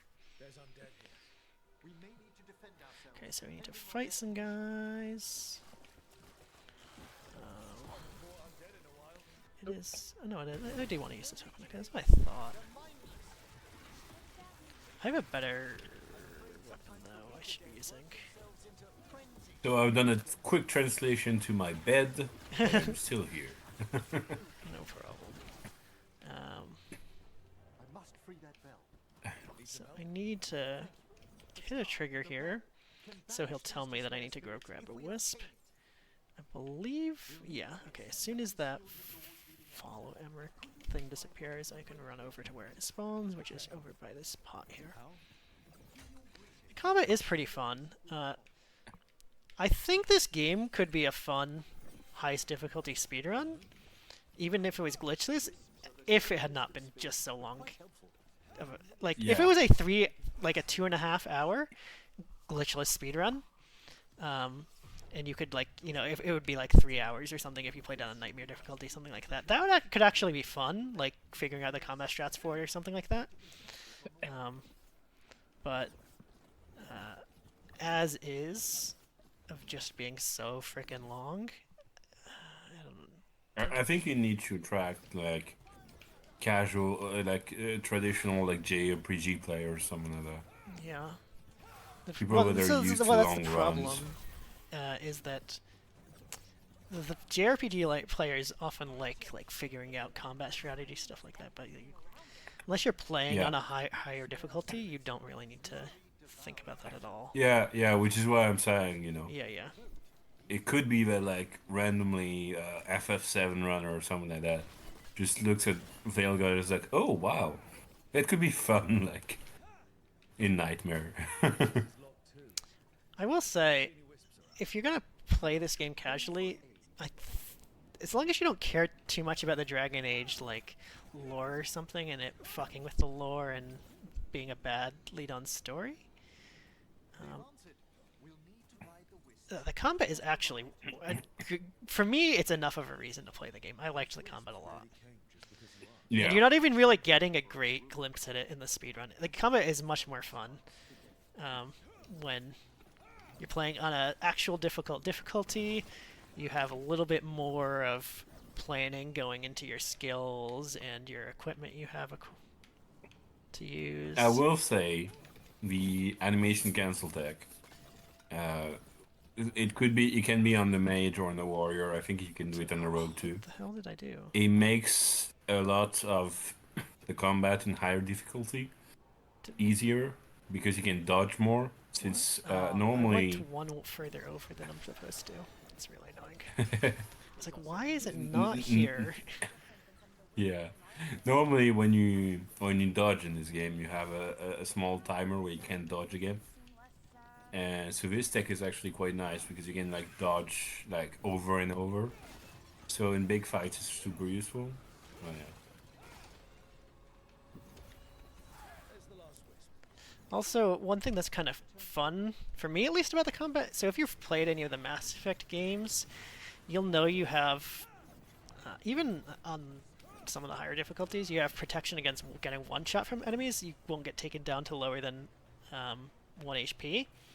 So you can, as long as you're really good at dodging once you hit 1 HP, you can survive for a really long time at 1 HP. Yeah. Oh, this was it. This was the only chest I needed to grab here. Yeah, I haven't played extremely high level, but I've played in hard, and it felt actually pretty nice to all right, let's just swap be able to here. survive at low level. Still thinks I'm in combat? Oh my god. Yeah, to be able to survive at low HP for a long time. That was nice.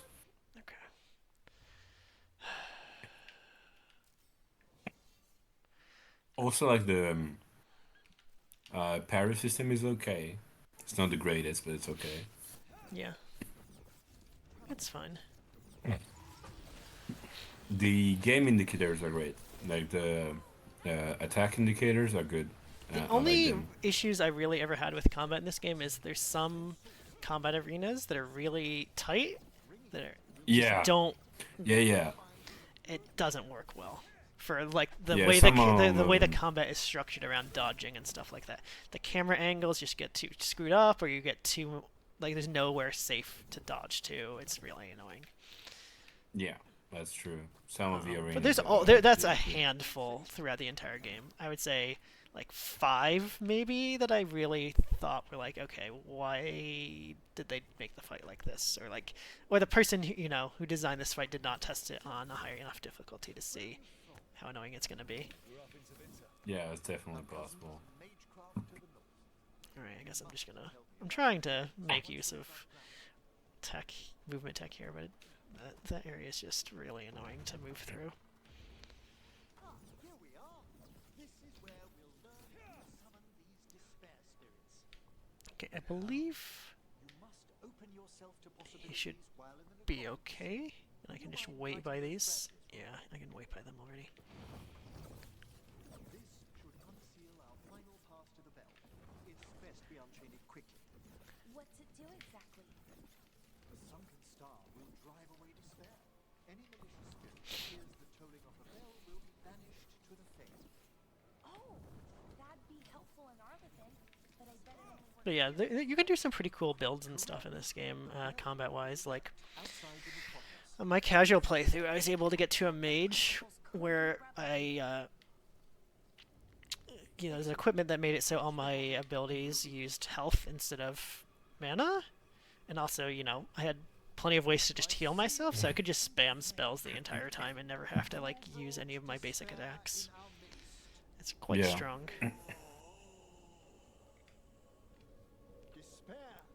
But yeah, I'd say the combat, once you get to, like, level 25-30 range, you can really just start to put some interesting builds together. But unfortunately, we end this run at level...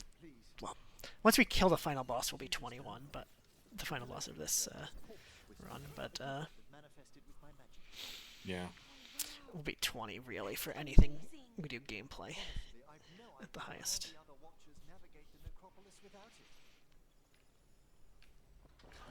Yeah, this door just takes forever to open after we do the thing we're supposed to make it possible to open it. Found those Venatori. Oh, I definitely was actually supposed to level up at some point, because I should have a different skill here. That's fine. I don't actually need it for Venatori, because it's fire, which is what they resist, and they're weak against ice, which is what my staff has. But I do need to make sure I grab it before we do the next mission. What are the Venatori after? Gold? Artifacts? Alright. Their first envoys were obsessed with gathering power for some new master. I'll fill you in on them later.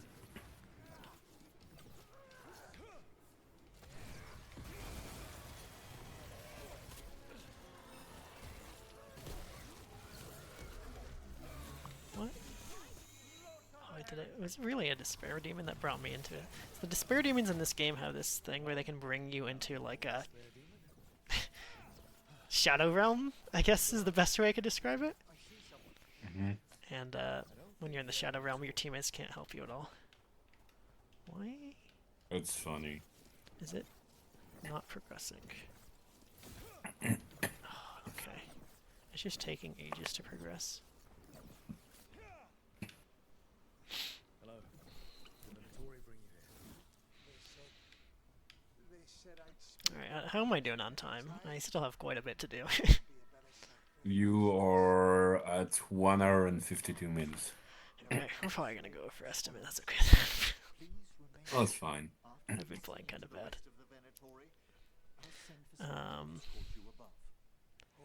Whatever, 50. Maybe not, actually. If it is, it's not going to be by a massive amount. Venatori dragged that man down here just Why I is mean, it- you're the last run in the marathon, so it doesn't matter. Yeah, I know. I did add 10 minutes on I know people before doing it, too. From 3 hours to 3 Yeah, 10. it's more for my sleep schedule. Yeah. I mean, if you need to go, I can No. shut down the stream. No, you're fine. You're fine, no worries. the sunken star can help us if we break the Venatori's chains. right. So one thing that's unfortunate about this mission that's coming up very soon, right after we finish this one objective here, is that there's an auto-scroller.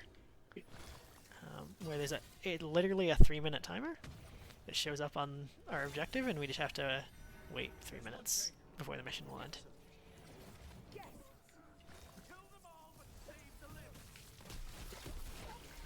Oh my god, please die.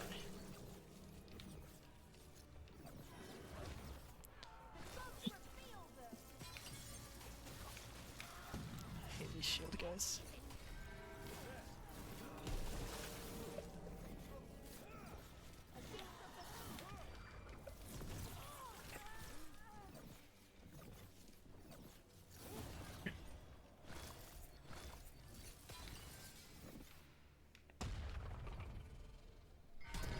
So right when we get down here, there's going to be an auto-scroller for 3 minutes.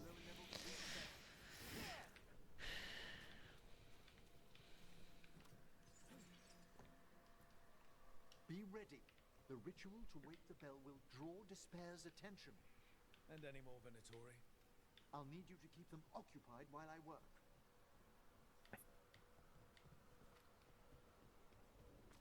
Auto squirrels are fun. And it's not even starting immediately, because you have to go through a stupid animation of casting his spell on this big bell thing.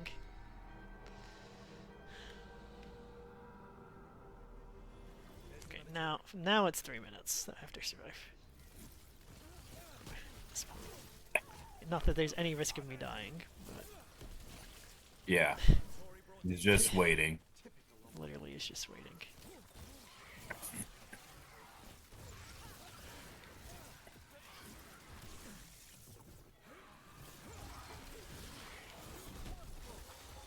It reminds me of the Angel boss fight in Borderlands 2.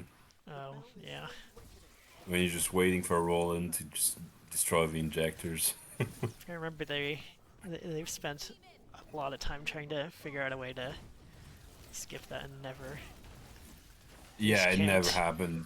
You can't. It's like one of the biggest bounties existing on any speedrunning glitch, and You just can't do it.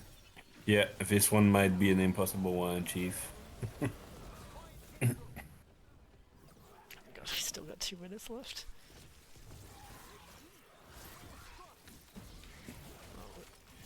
We got once you get to like a little ways into the auto scroller, the only thing that will spawn are these demons that we see right now.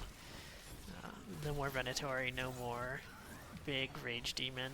It's just these guys just keep spawning. These ghost shades, whatever they're called. Oh, did you remember to level up? Yeah, I'm gonna do it at the beginning of the next mission. Ah, fair enough. Because it doesn't matter here. There's the ability I was supposed to already have at this point is Meteor, but Meteor's not useful here because all of these enemies are resist fire Okay.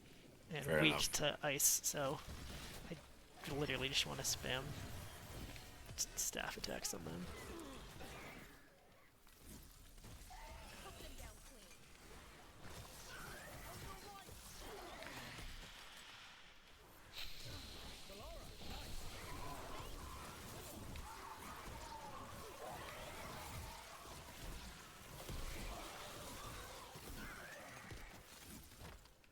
Okay. Huh. A despair spirit. Move carefully. I've never had this happen before. Or nothing spawning. We've company. Okay. Something spawned, supposedly. Oh, yeah, there we go. Ghosts. There's so many effects on the screen, you just don't see them. Well, it even brought me out of combat, so there's actually just no one alive. So these ice sphere things you see, if you step in them, they'll spawn enemies, but if you avoid them, they won't. Okay, well, we finished the auto-scroller, thank god. Yeah, the ledge is too strong. It protects him. Level 16. Okay. Thank you. But come, let's ensure these cultists didn't leave anything dangerous behind. I'll ask our attendants to gather their bodies later, of course. Oh, right. I forgot that I had to click one more button here to end the mission. And this is a severed hand. It can't be.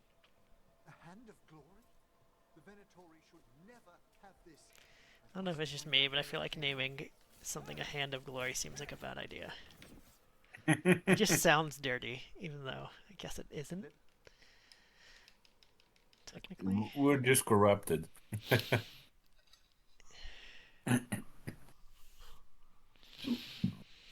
Alright, so we have one party member left to recruit, which will be the last main quest mission we're doing. And then the rest is all side stuff that's specific to this category. Like I said, we only did really one thing that you wouldn't have done on any percent so far, which was, you know, the soulless memory we went to before recruiting Devrin. I need to equip this as well. Okay. I'm gonna level up now so I don't forget to do it later. So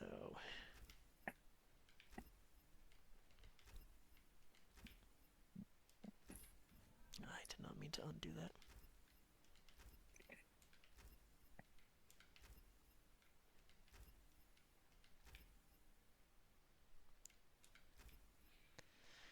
More points, okay. I think that's all I want to grab for now. Then I need to switch my weapon to be this one, and this to be this one. Okay. Do I need to actually travel to this? I forget. Yeah, I do. Okay. That's fine.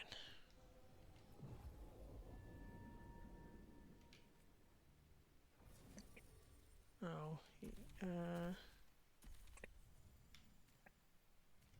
what do I want here? I want...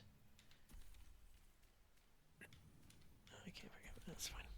I just want Emmerich. So, party members, to some extent, I'm just picking random people, but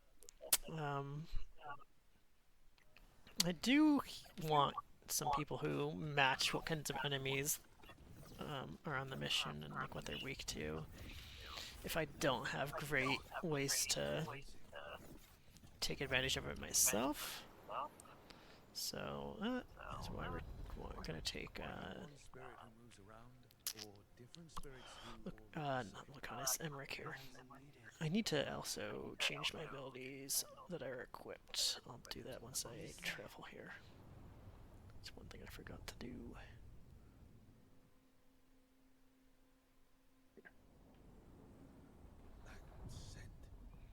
Because I need necrosis damage for this mission, mostly. So we don't need this anymore. We need this, and... Oh, wait, no, that's fine. That's right. Okay. Apple cake, but how? There's small enchantments around this place from the old elves welcoming their...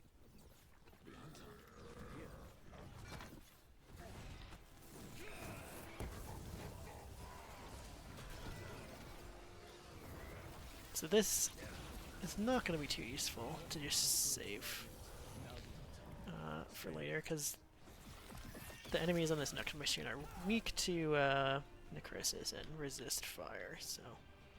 Oh, yeah. So... Then you don't need to keep it. Yeah. There's also not really a boss enemy on this mission. That you need to fight.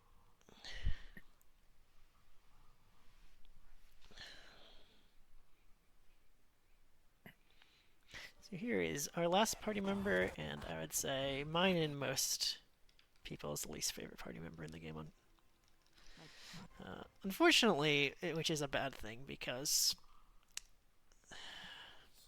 a lot of the complaints about this game are things related to this, like pre-launch were about things related to this character, and it just turns out that this character was just not well executed on as well either. So the hate did not do a good job of shutting the haters up. Yeah. I like Tash, but yeah.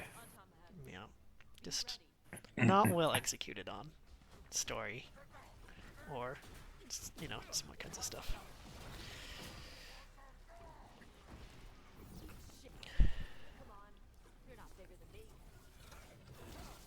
Oh my god, stop dodging. Why are you dodging? Why are they... Why is this not hitting them? Yeah. It should seek after them a bit. It's fine. It seeks after them the way the cane does and misses the target. He Mass Effect too. Yeah, exactly. You don't get to tell me who I am. Doesn't matter anyway. So So I don't think I need to pick up any more chests at this point. So Tell me, Tash, what made you want to join us? I don't. I thought you wanted us here to help. We're not fighting the dragon. but yeah, I guess the one thing that is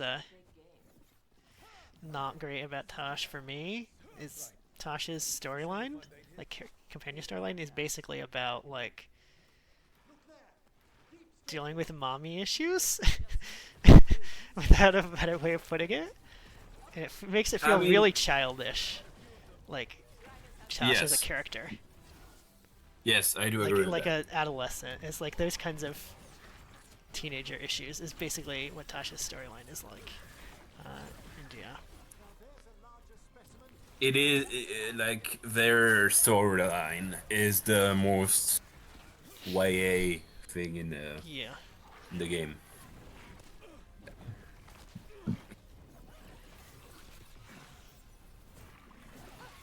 Excellent work, Tash.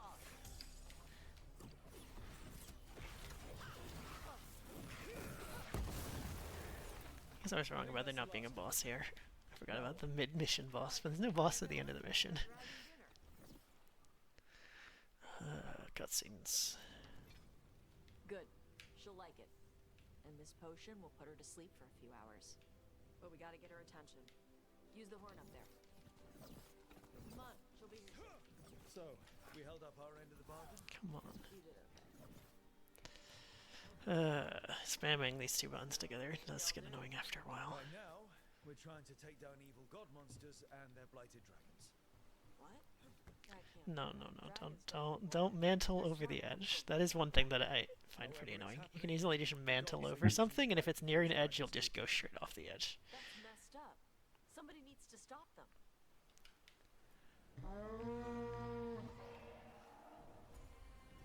There you go.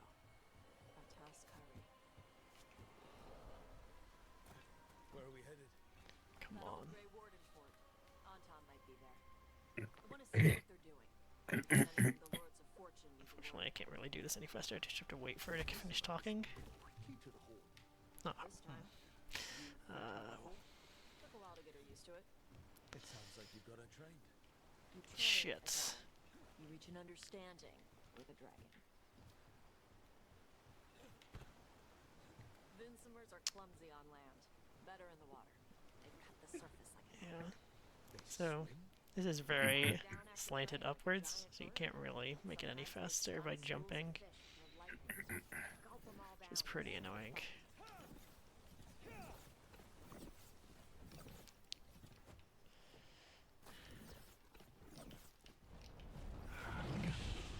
You also get these cinematic things with your camera, and when those happen, you can't do the movement check anymore, which is also kind of annoying.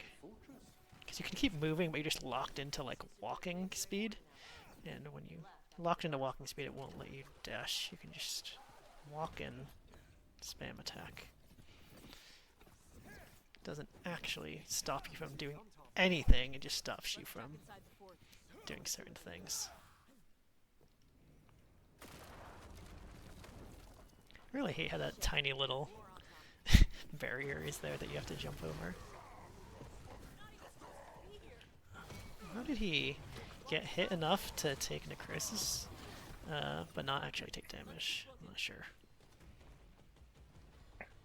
So the Anton took over the outpost after the Grey Wardens abandoned it.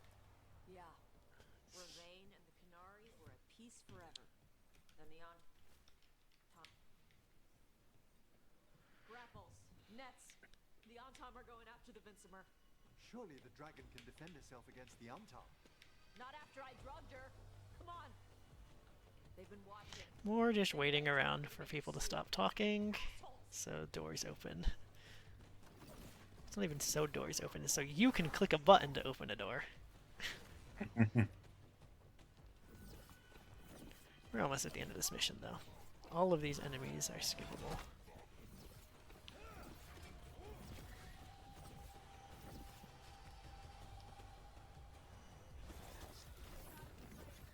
Okay. For some reason the other day when I was doing that, I had a really difficult time getting that wood that was blocking the path to actually get destroyed when I tried to attack it. Thankfully there is pretty fast. I don't know what was happening the other day.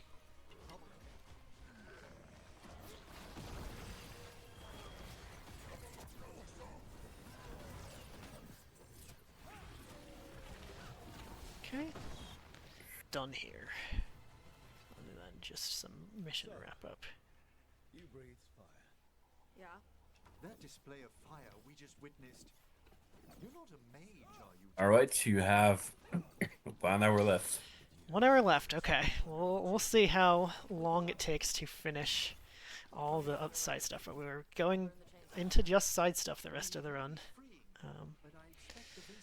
So I have a little bit actually more that I could talk about because there was a little bit more planning that had to go into this part because it's not as linear as everything we've done so far.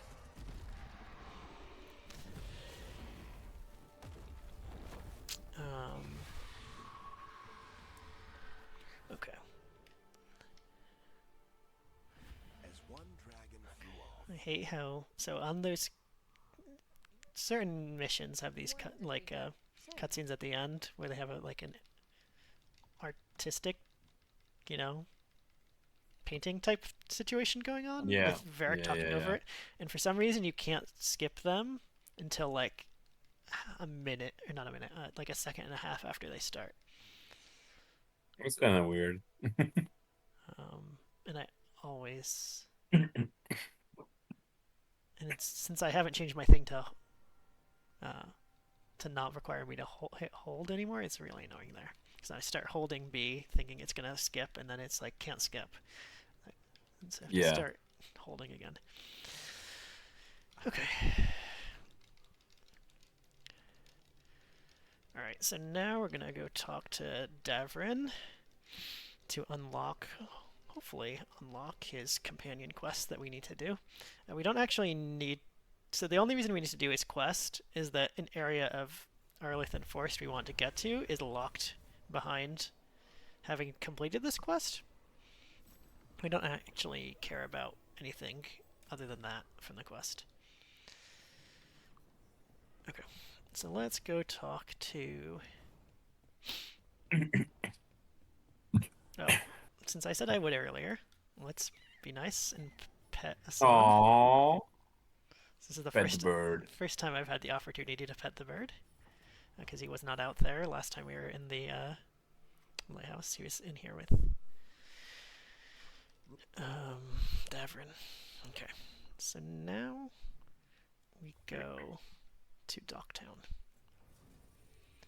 Do I need to find anything here? Yes. So I'm gonna bring these two.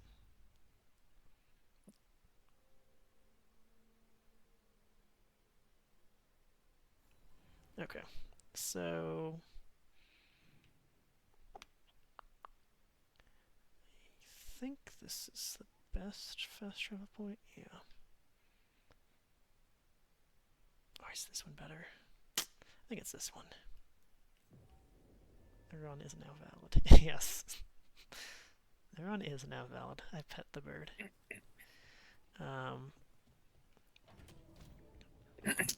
So our goal now, the run, oh my god, please stop doing that, is to collect 6 wolf statues that unlocks memories from Solas's past. So the first thing we're gonna do towards accomplishing that goal is 3 of them are unlocked behind specific areas in the Crossroads that you need to have... No, I guess 2.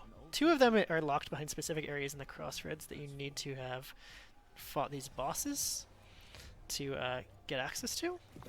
And one of those bosses is here. And for whatever reason, the path down here only is available if you click that altar of Fenharel, which is, I mean, it's not a big deal, because I guess you get a free skill point here as well. But I need to... So the thing I actually need to do is kill this. Oh. I don't really want to be on Necrotic here against this boss, but it's probably fine. Okay, or not.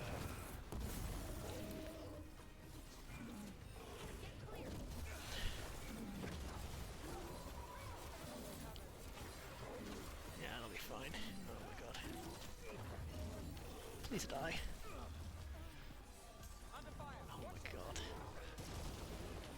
Yeah, so this is one of the fights that I had a lot of trouble with casually, because this arena is really annoying. And these, it's very narrow. And these. Yeah, it's too small. I agree. And these enemies just keep spawning. So actually, what I need to do here is kill this guy. Once you, oh my god, I hate meteors sometimes. Sometimes you have someone targeted and you cast a meteor and it just shoots somewhere else than what the guy you targeted. It doesn't hit anything. Okay. Well, thankfully, I remembered to grab this. So when I did this the other day in practice, I forgot to grab the thing that the champion drops, which is the whole reason of going there in the first place, is to get the thing he dropped, to unlock a new area in the Crossroads. So the other thing we need to do here is we'll get one more brief look at Morgan and the Inquisitor. Our only look at the Inquisitor, I guess. We haven't seen the Inquisitor yet, but not that I have did anything to change what my Inquisitor looks like. So it's just the default appearance, which is a female elf.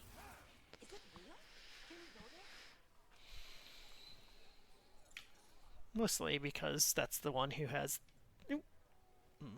the most impact on how the game plays out, is if you played female elf in Inquisition. It affects, you know, that's the only way you could romance Solus in the previous game, and so yeah. So the reason I'm talking to them here is because they give me one of the wolf statues that I mentioned that I needed. And actually getting that wolf statue is the only reason I actually do a bunch of the main quest, is because this is the main quest that you get after unlocking all your party members, and I need that statue, so I need to do a bunch of the main quest. Okay. Alright, so now we're done here. I got Davrin quest. So now we can go to Arlithin.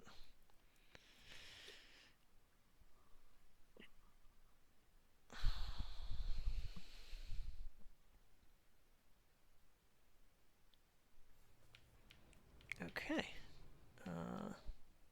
Do I have any? I don't think I have any fast travel points yet. Okay. Let's just track this so I don't get confused. Where am I supposed to be going? Because it's not indicated well otherwise.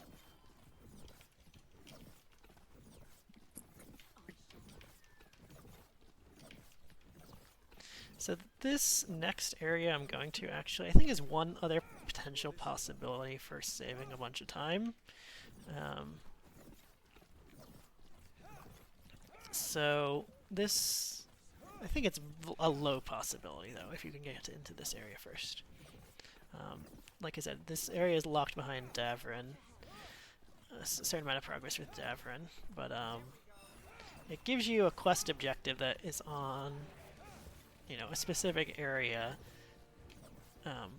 Once you get the statue, I should say, or not statue.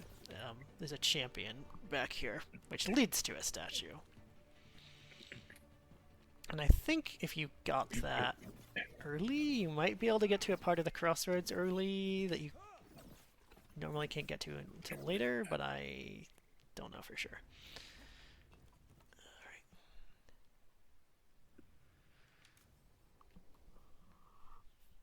Alright. So yeah, this is just a short little story-only thing about with Davrin, where you're trying to find food for the Griffin that he likes. That's basically all this quest is. There's no combat. Food for the bird. Yes, gotta find the bird's favorite food, which are truffles of some specific type. Damn, he's a fancy bird. He is a fancy bird. And he's also a smart bird, because as you'll see in a bit, he knows that you can use animals to that can smell them better to figure out where they are.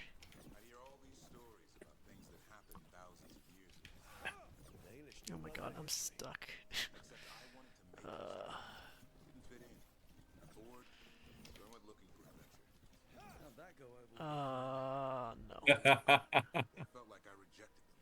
Did you?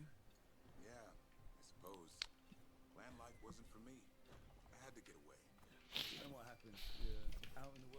Looking for adventure? Got my ass kicked. I broke. I couldn't go crawling back to my clan of failure. Now they take me back. Force me to figure out Yeah, come on.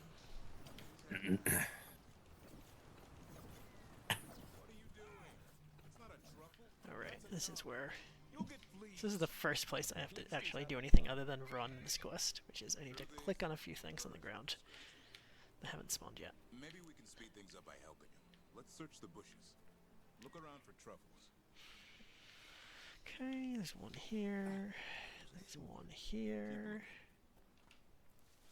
I'll drop it. And then one isn't here. Okay. No. This is harder than it looks. Oh, right.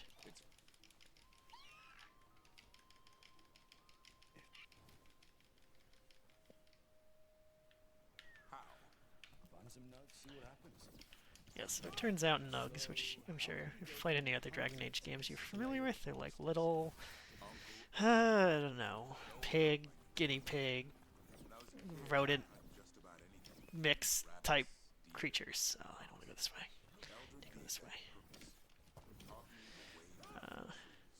And apparently they are good at finding truffles in the Dragon Age universe, so that's what we're doing. It's going somewhere to find a bunch of them, which is just a little bit further up, and then we'll be done with this side quest. But why become a Grey Warden? If you were making money on your own. I didn't leave my clan to get rich. Had to prove it was all worth something. I needed a cause. I hate how this Easier causes than fighting. dodge cannot go off cliffs. I kind of understand why they did it, but it's also just really annoying. Given that the dodge is the fastest way to move, that you can't dodge off a cliff.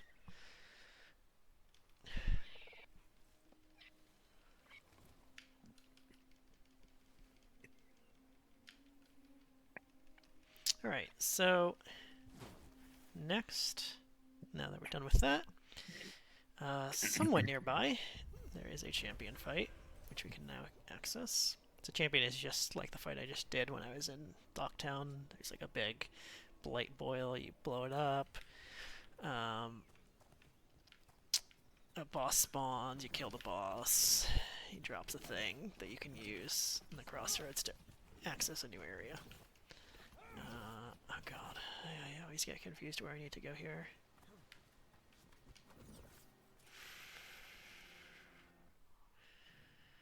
It is up here. Okay. So I need to go across. No. No. Not like that. Why can I not? I swear you can jump here.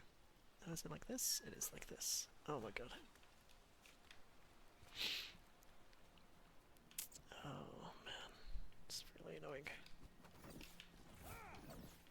Why am I getting confused about this? Oh my god. I'm definitely went the wrong way.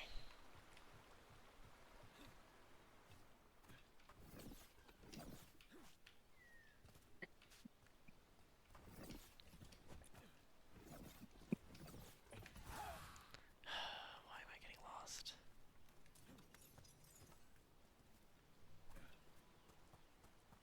Oh my god. I definitely need to get over there. I think I need to go further back to get to where I need to go. That's the problem.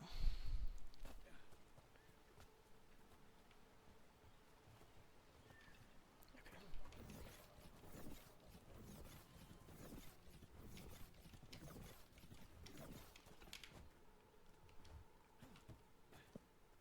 Oh, no. Please stop falling off the edge. What? Okay. It's probably fine. Okay, yeah, this is the right way now.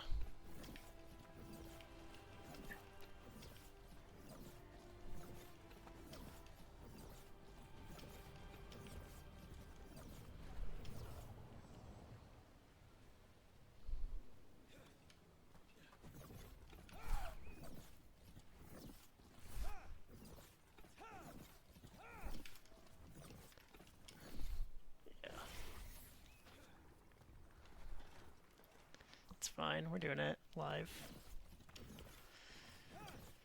Right, we have to go in this way.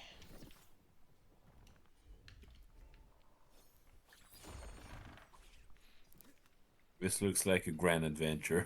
It is. Getting lost. Yeah, it's kind of. Oh my god, I hate that where you jump off any reasonably sized cliff and it just doesn't work. Yeah. It should work, but it doesn't somehow.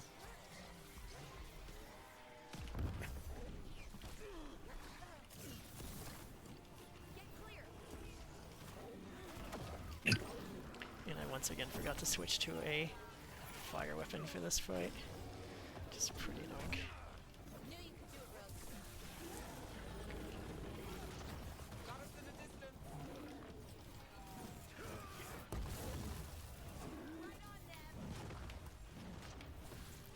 These guys spawning is also really annoying. Yeah, this fight is gonna take way longer than it should. Because I don't have the right stuff equipped to make it fast.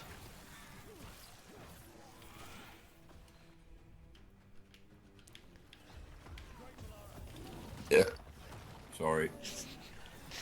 How's your food? Yeah.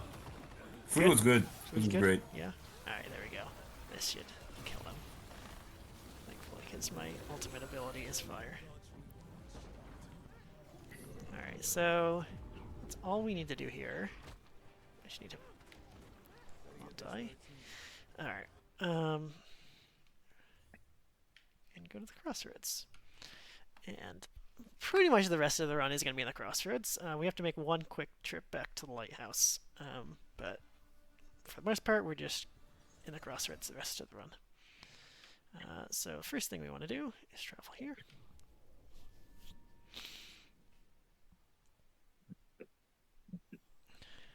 Go this way. It's trying to bring me to the wrong champion thing, unfortunately. Should be this one. They should be safe now, with the defenders on alert. Yeah. Unbind this path, runner. It's not this one? Oh god, there's two here. I was getting confused on which one it is. It's gotta be this one where the quest marker is, yeah. I should have known that. Okay.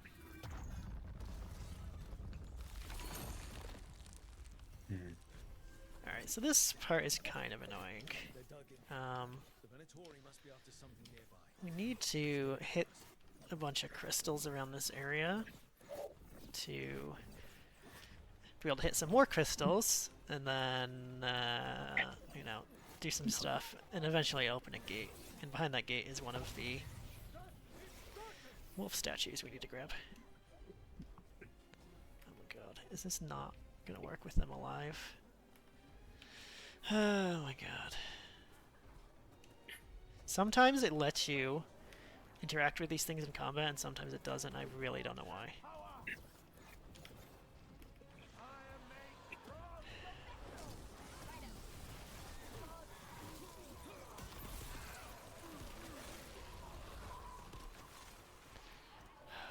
I guess I'm just gonna have to fight them. We don't actually have to do this fight, though. Take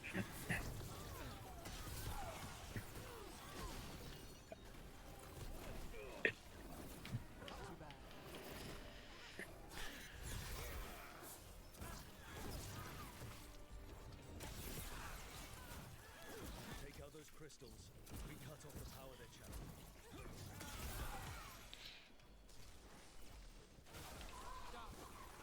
Okay.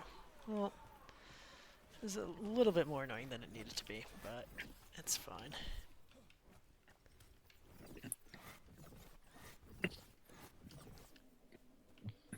Why is it still not interactable? Oh my god. Alright. Oh my god, I almost missed that jump. Alright, so I don't necessarily need to hit this ladder here, but I want to do it just in case I fall somehow. Because it'll save me a bunch of time.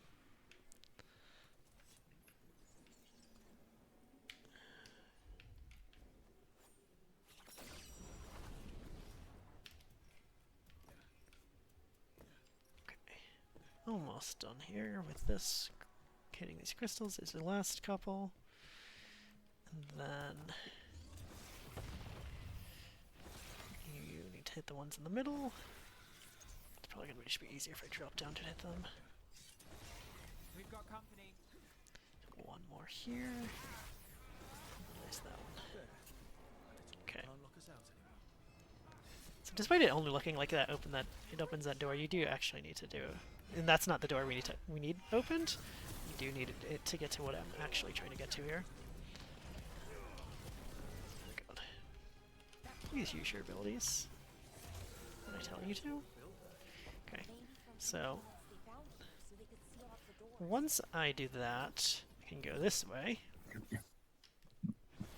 So you can actually go straight this way, but the thing I need to get to will be locked behind a thing, and I don't know why.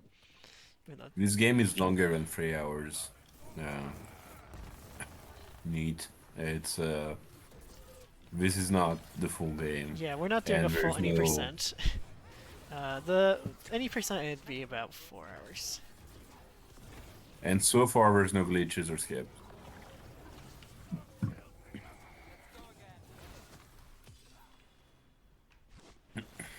Okay.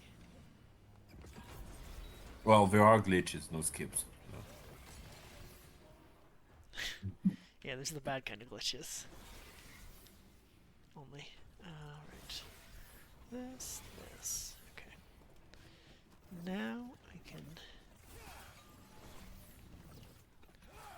head up this ladder. So I could have gotten up this ladder, like I said, much earlier, but for whatever reason, these guys don't spawn, and there's a barrier here where the thing I need to grab is. You can see those two pillars right to my right here.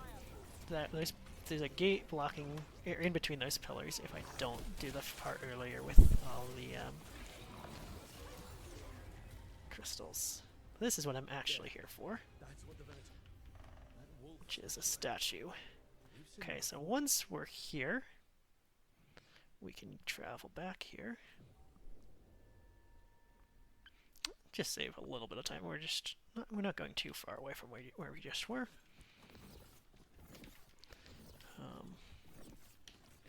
And we need to go this way.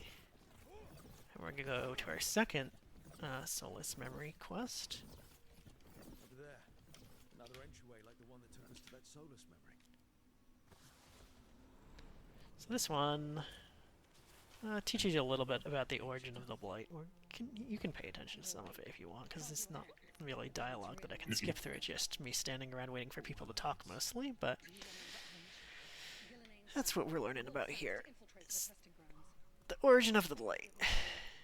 Sort of. So, I'm just gonna wait for her to finish talking, and there's gonna be a table that appears here and a key on it. I need to grab before I can go through the door, but I can click it before the table's even entirely loaded in. So there's a little bit more combat in this one than the previous Soulless Memory.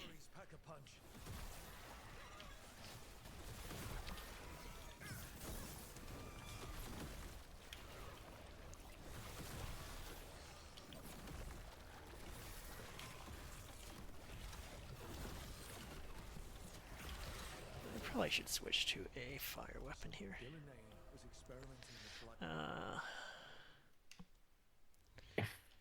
gonna do that.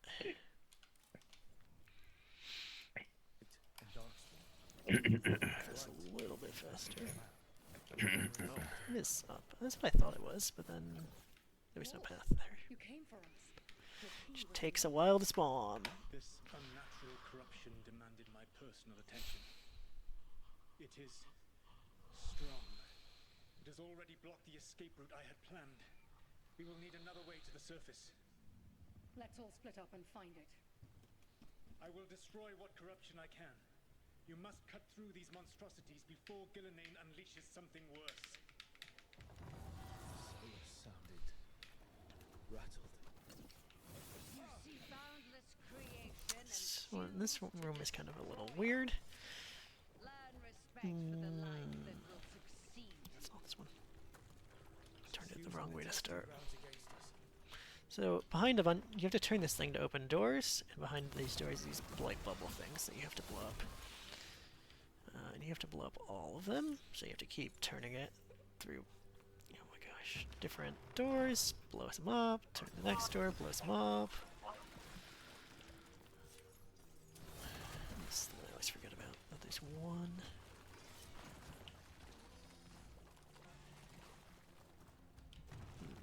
The ceiling there in the main room. It only is targetable once you've blown up some of the earlier ones. You and your allies warrant more study. Got company.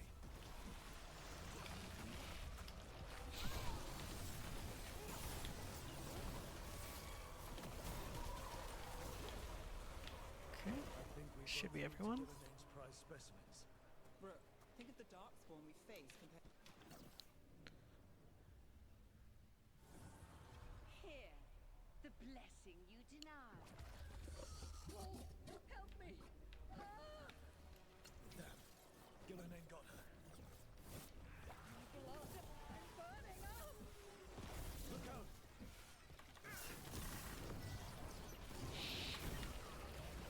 So one of the reasons I like bringing these two for party members in just generic situations is that they have big AoE abilities. Valara has one where you can suck a bunch of enemies in together, and then Nev has just a big blizzard ability.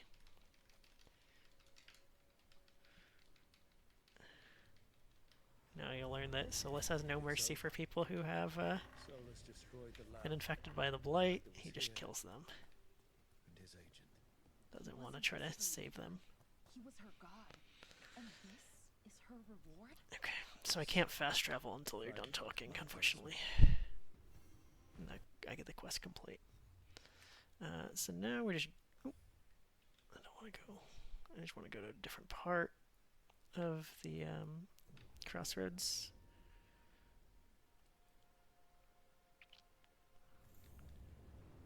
So...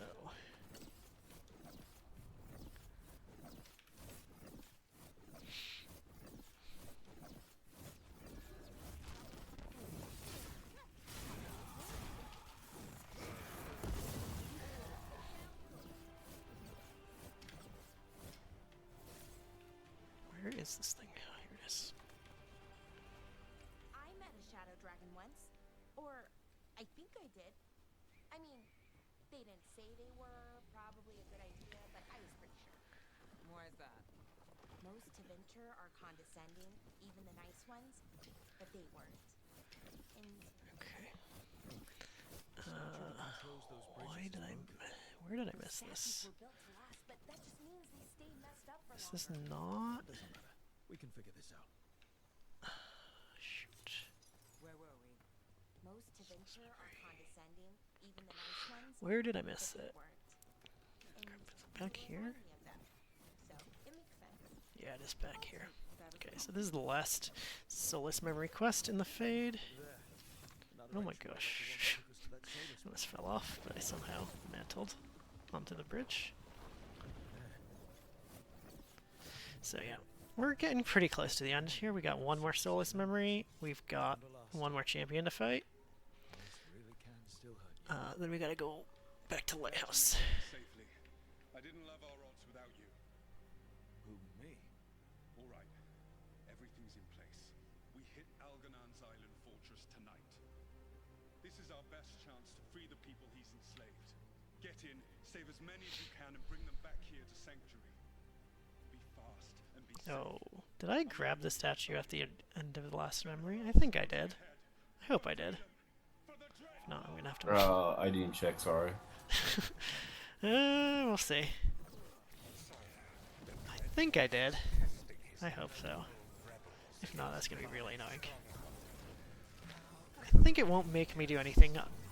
I do the quest again because the quest is already complete. It'll probably just make me walk back through the whole area. Solus's memories. Elganon said, You persist for naught. The people under my rule are not yours to plunder. "More guards."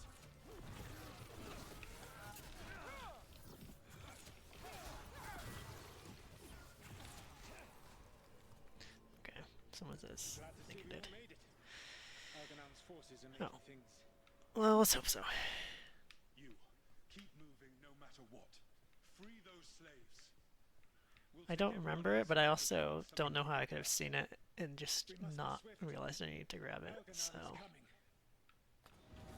it's like, frightened. In his position, can't blame him in this case.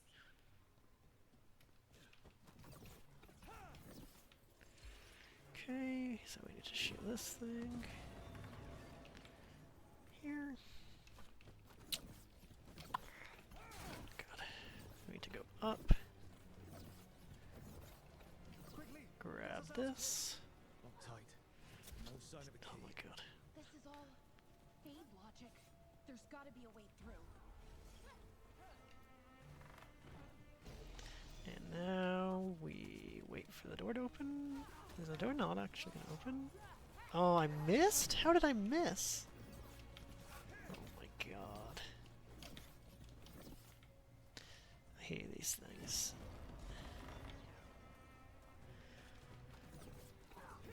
They are very finicky.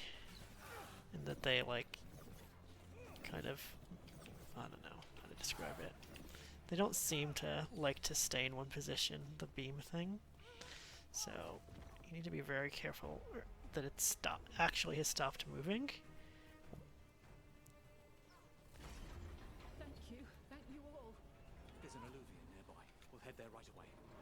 Go. The Dreadwolf must be waiting. And then I need to backtrack. There's going to be a bridge that appears here. Alganon approaches. Stop his guards. We need to buy time for the captives to get to safety. I will hold off Alganon himself for as long as I am able. Don't actually need to kill those enemies there. Which is why I was ignoring them the whole time. The vermin keep coming. Go. I will deal with that ragged wolf. But here I do need to kill these things to make the path appear.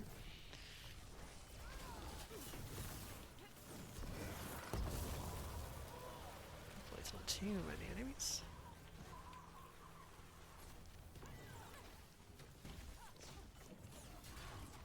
Yeah, it is. I agree. They should lock on, but they don't.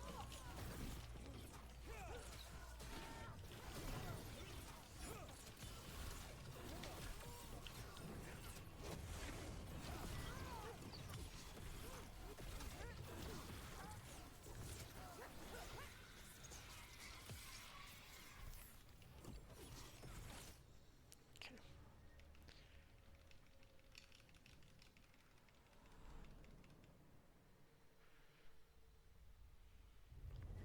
Okay. Actually, I think the quest doesn't even end unless you pick up the statue, so I must have picked up the statue. Do I need to fast travel back, or is it just easier? Gonna be easier to run? I think it's gonna be easier to just run back. I don't have to go that far. It's very close by where I need to go next. Let's go. Guess there is a fast travel point right here, so it would have been a little bit faster, but I also didn't grab the fast travel point yet. I don't think. It's grayed out, at least. Okay. So, this should be our last statue. So, this one's a little bit annoying to get. So you think it's just lying out here because it's just standing there, but you try and grab it, it's a fake, and you gotta do some stuff. Ambush! Okay.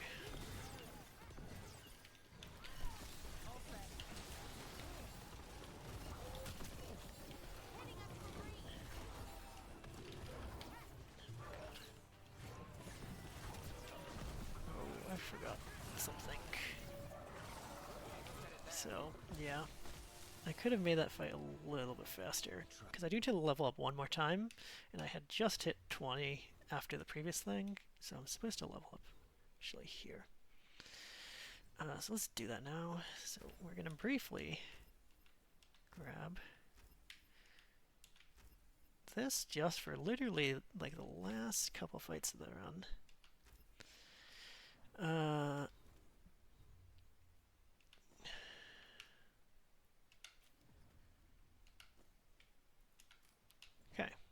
So our gear should all be set for the rest of the run now. Statue is a fake.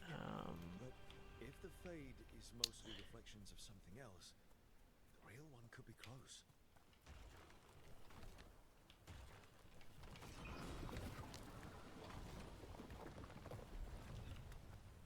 Not really sure why that bridge just has gaps in it when most of the times when they make these they don't have gaps, but who knows.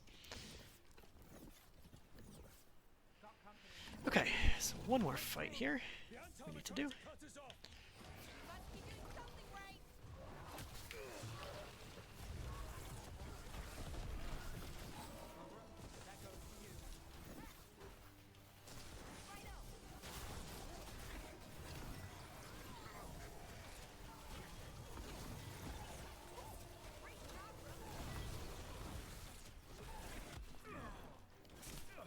So, I guess the only thing that's relevant for me to mention about the skill tree or skill leveling up I just did, not this way, is that I got some more necrosis abilities, and that is relevant because the final boss I'm going to face at the end of this sequence is weak to necrosis. Oh god, I forgot to hit the statue below. Oh, that's annoying. Alright, backtracking.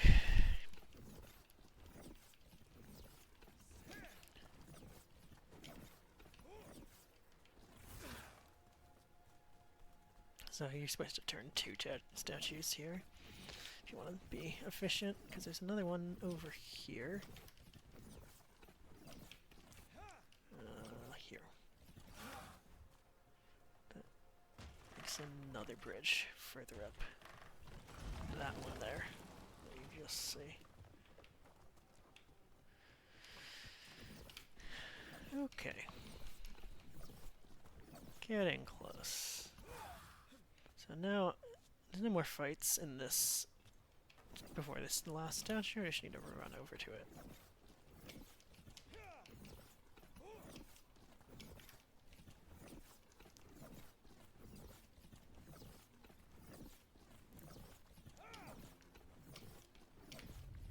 There. I'd say that's where we're headed. Yeah, I don't know why the distortion effect around this statue is so big compared to some of the other ones. You can see it from that far. But I don't actually need to fight these guys. I can just ignore the fight. Distrife, go to bed. Kind of, I think. We'll see. He's not really saying much of anything. I'd guess yes. Alright, anyways.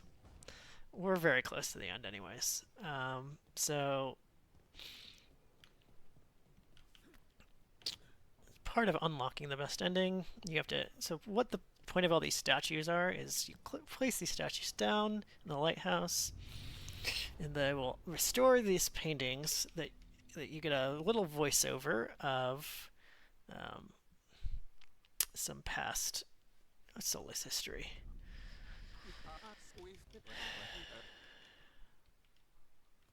That was It's mostly teaching you about, you know, it's mostly just lore dump about various stuff about the different gods and Solus and Mythal, especially. You do have to do them in a very specific order, but thankfully it's kind of weird, because the order doesn't align with when they take place. Like, they're not in chronological order of Solus's history, but I think they're just based on what they want, what information they want to reveal to you at what point. I'm not really sure.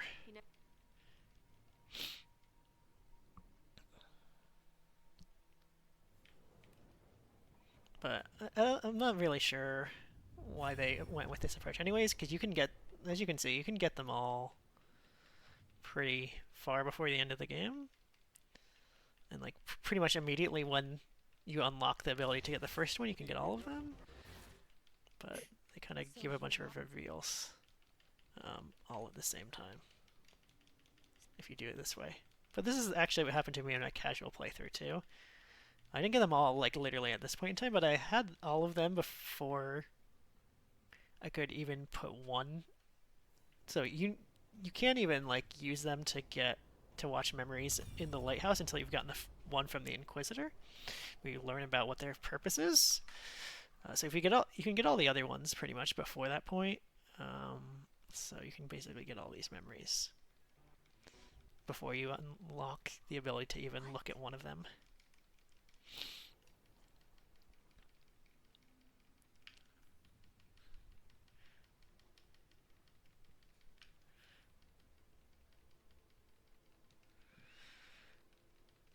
Alright.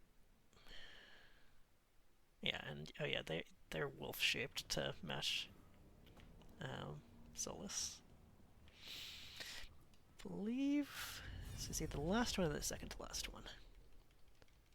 I think it's the second to last one based on what the image is. I haven't been keeping count.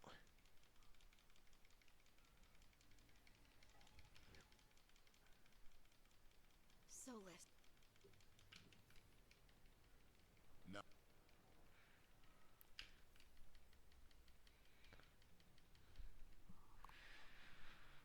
Okay. Yeah, this should be the last one, I think.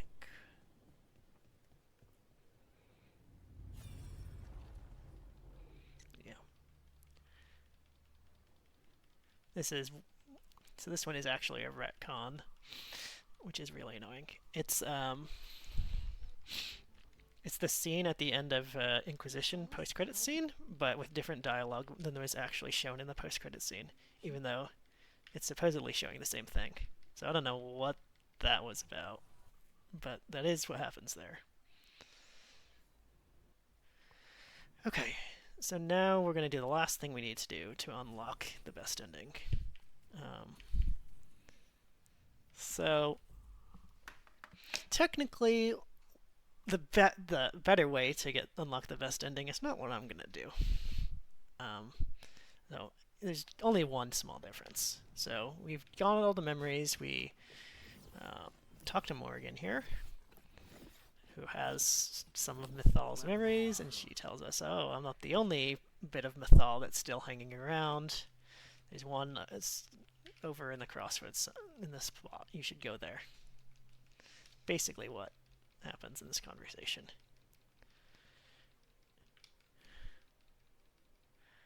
So, when you do that, find this little fragment, Ghost of Mythal, you can either talk to her to just convince her to help you, as long as you make the right dialogue choices, or you can fight her. And since it felt a little anticlimactic to end on just talking to someone, we're gonna fight her instead. A god's fragment, sharper than the whole. What is she wearing? Yeah. Morgan's clothes in this game and the little head dress she's wearing is kind of weird. Okay, so I do need to do one thing before we do this, which is just set up my companions properly. Because these companions are ones I haven't really used at all yet. So I need to change this to this. Level you up, grab this and this. And, oop, not that button. So I'll bring these two companions specifically because they're good against, they do a lot of all their abilities are necrosis damage or necrotic damage. It's actually the skill I want to get. And then change this to this. That is right? Yeah, okay. Alright.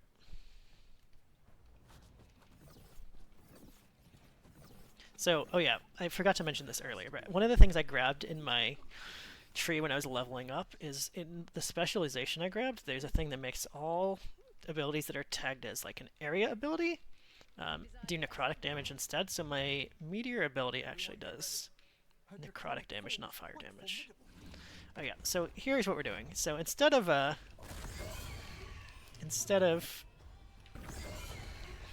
getting Mythal to help us by talking, we're gonna fight her at level 40. Wait, and she's a level 45 dragon. Oh my god.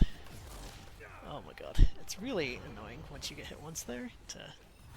So, I'm waiting. Okay, here we go. I'm waiting for spots to like up as weak points because you do a lot more damage with weak points on dragons.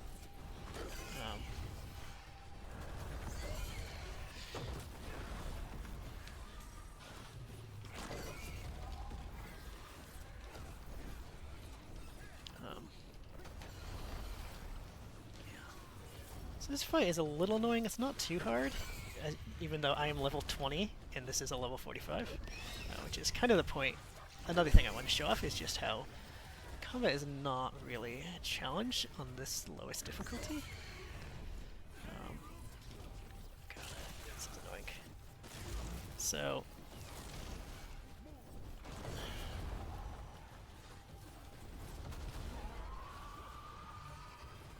you do get stuck, forced into 3 phases here, and here's the first one. So at 2/3 health and 1/3 health, she'll fly away like this.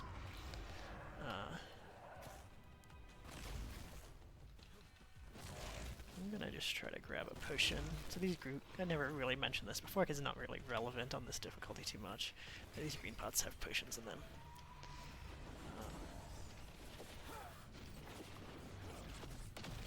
So yeah, this fly away and do that thing is I think a thing that all the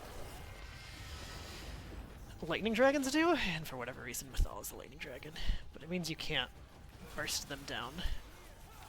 God, stop targeting these guys. So I don't really want to fight those guys at all. I can really just ignore them because of how large this arena is. Now I'm just gonna wait.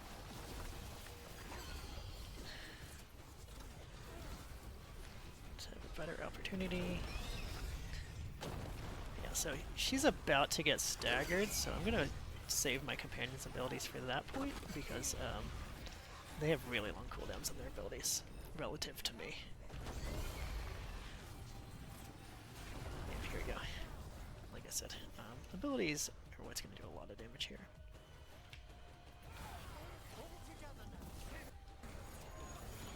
Yeah, so we're already at that point where can't do more damage. As you can see, the bar's not really going down. She's at 1/3 health already. Gonna fly away again in a second.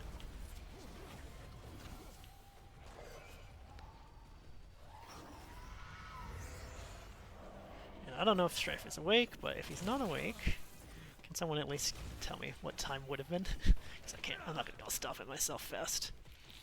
Because I'll call it out.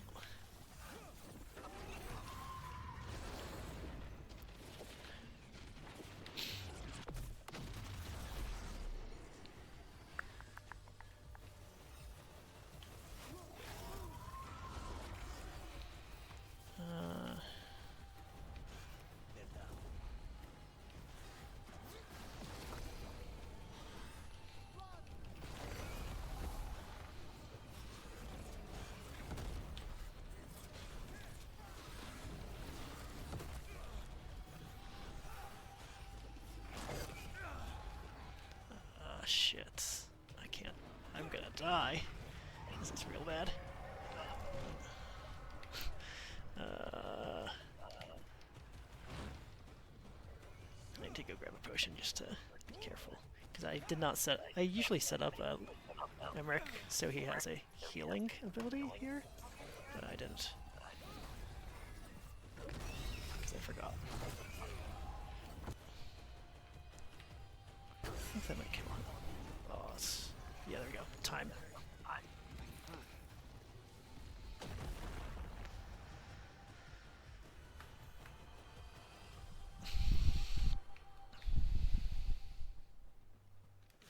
Actually, this should probably be time here.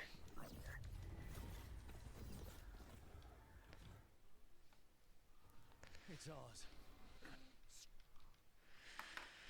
3. Okay, just over 3 hours. I could definitely have done this in under 3.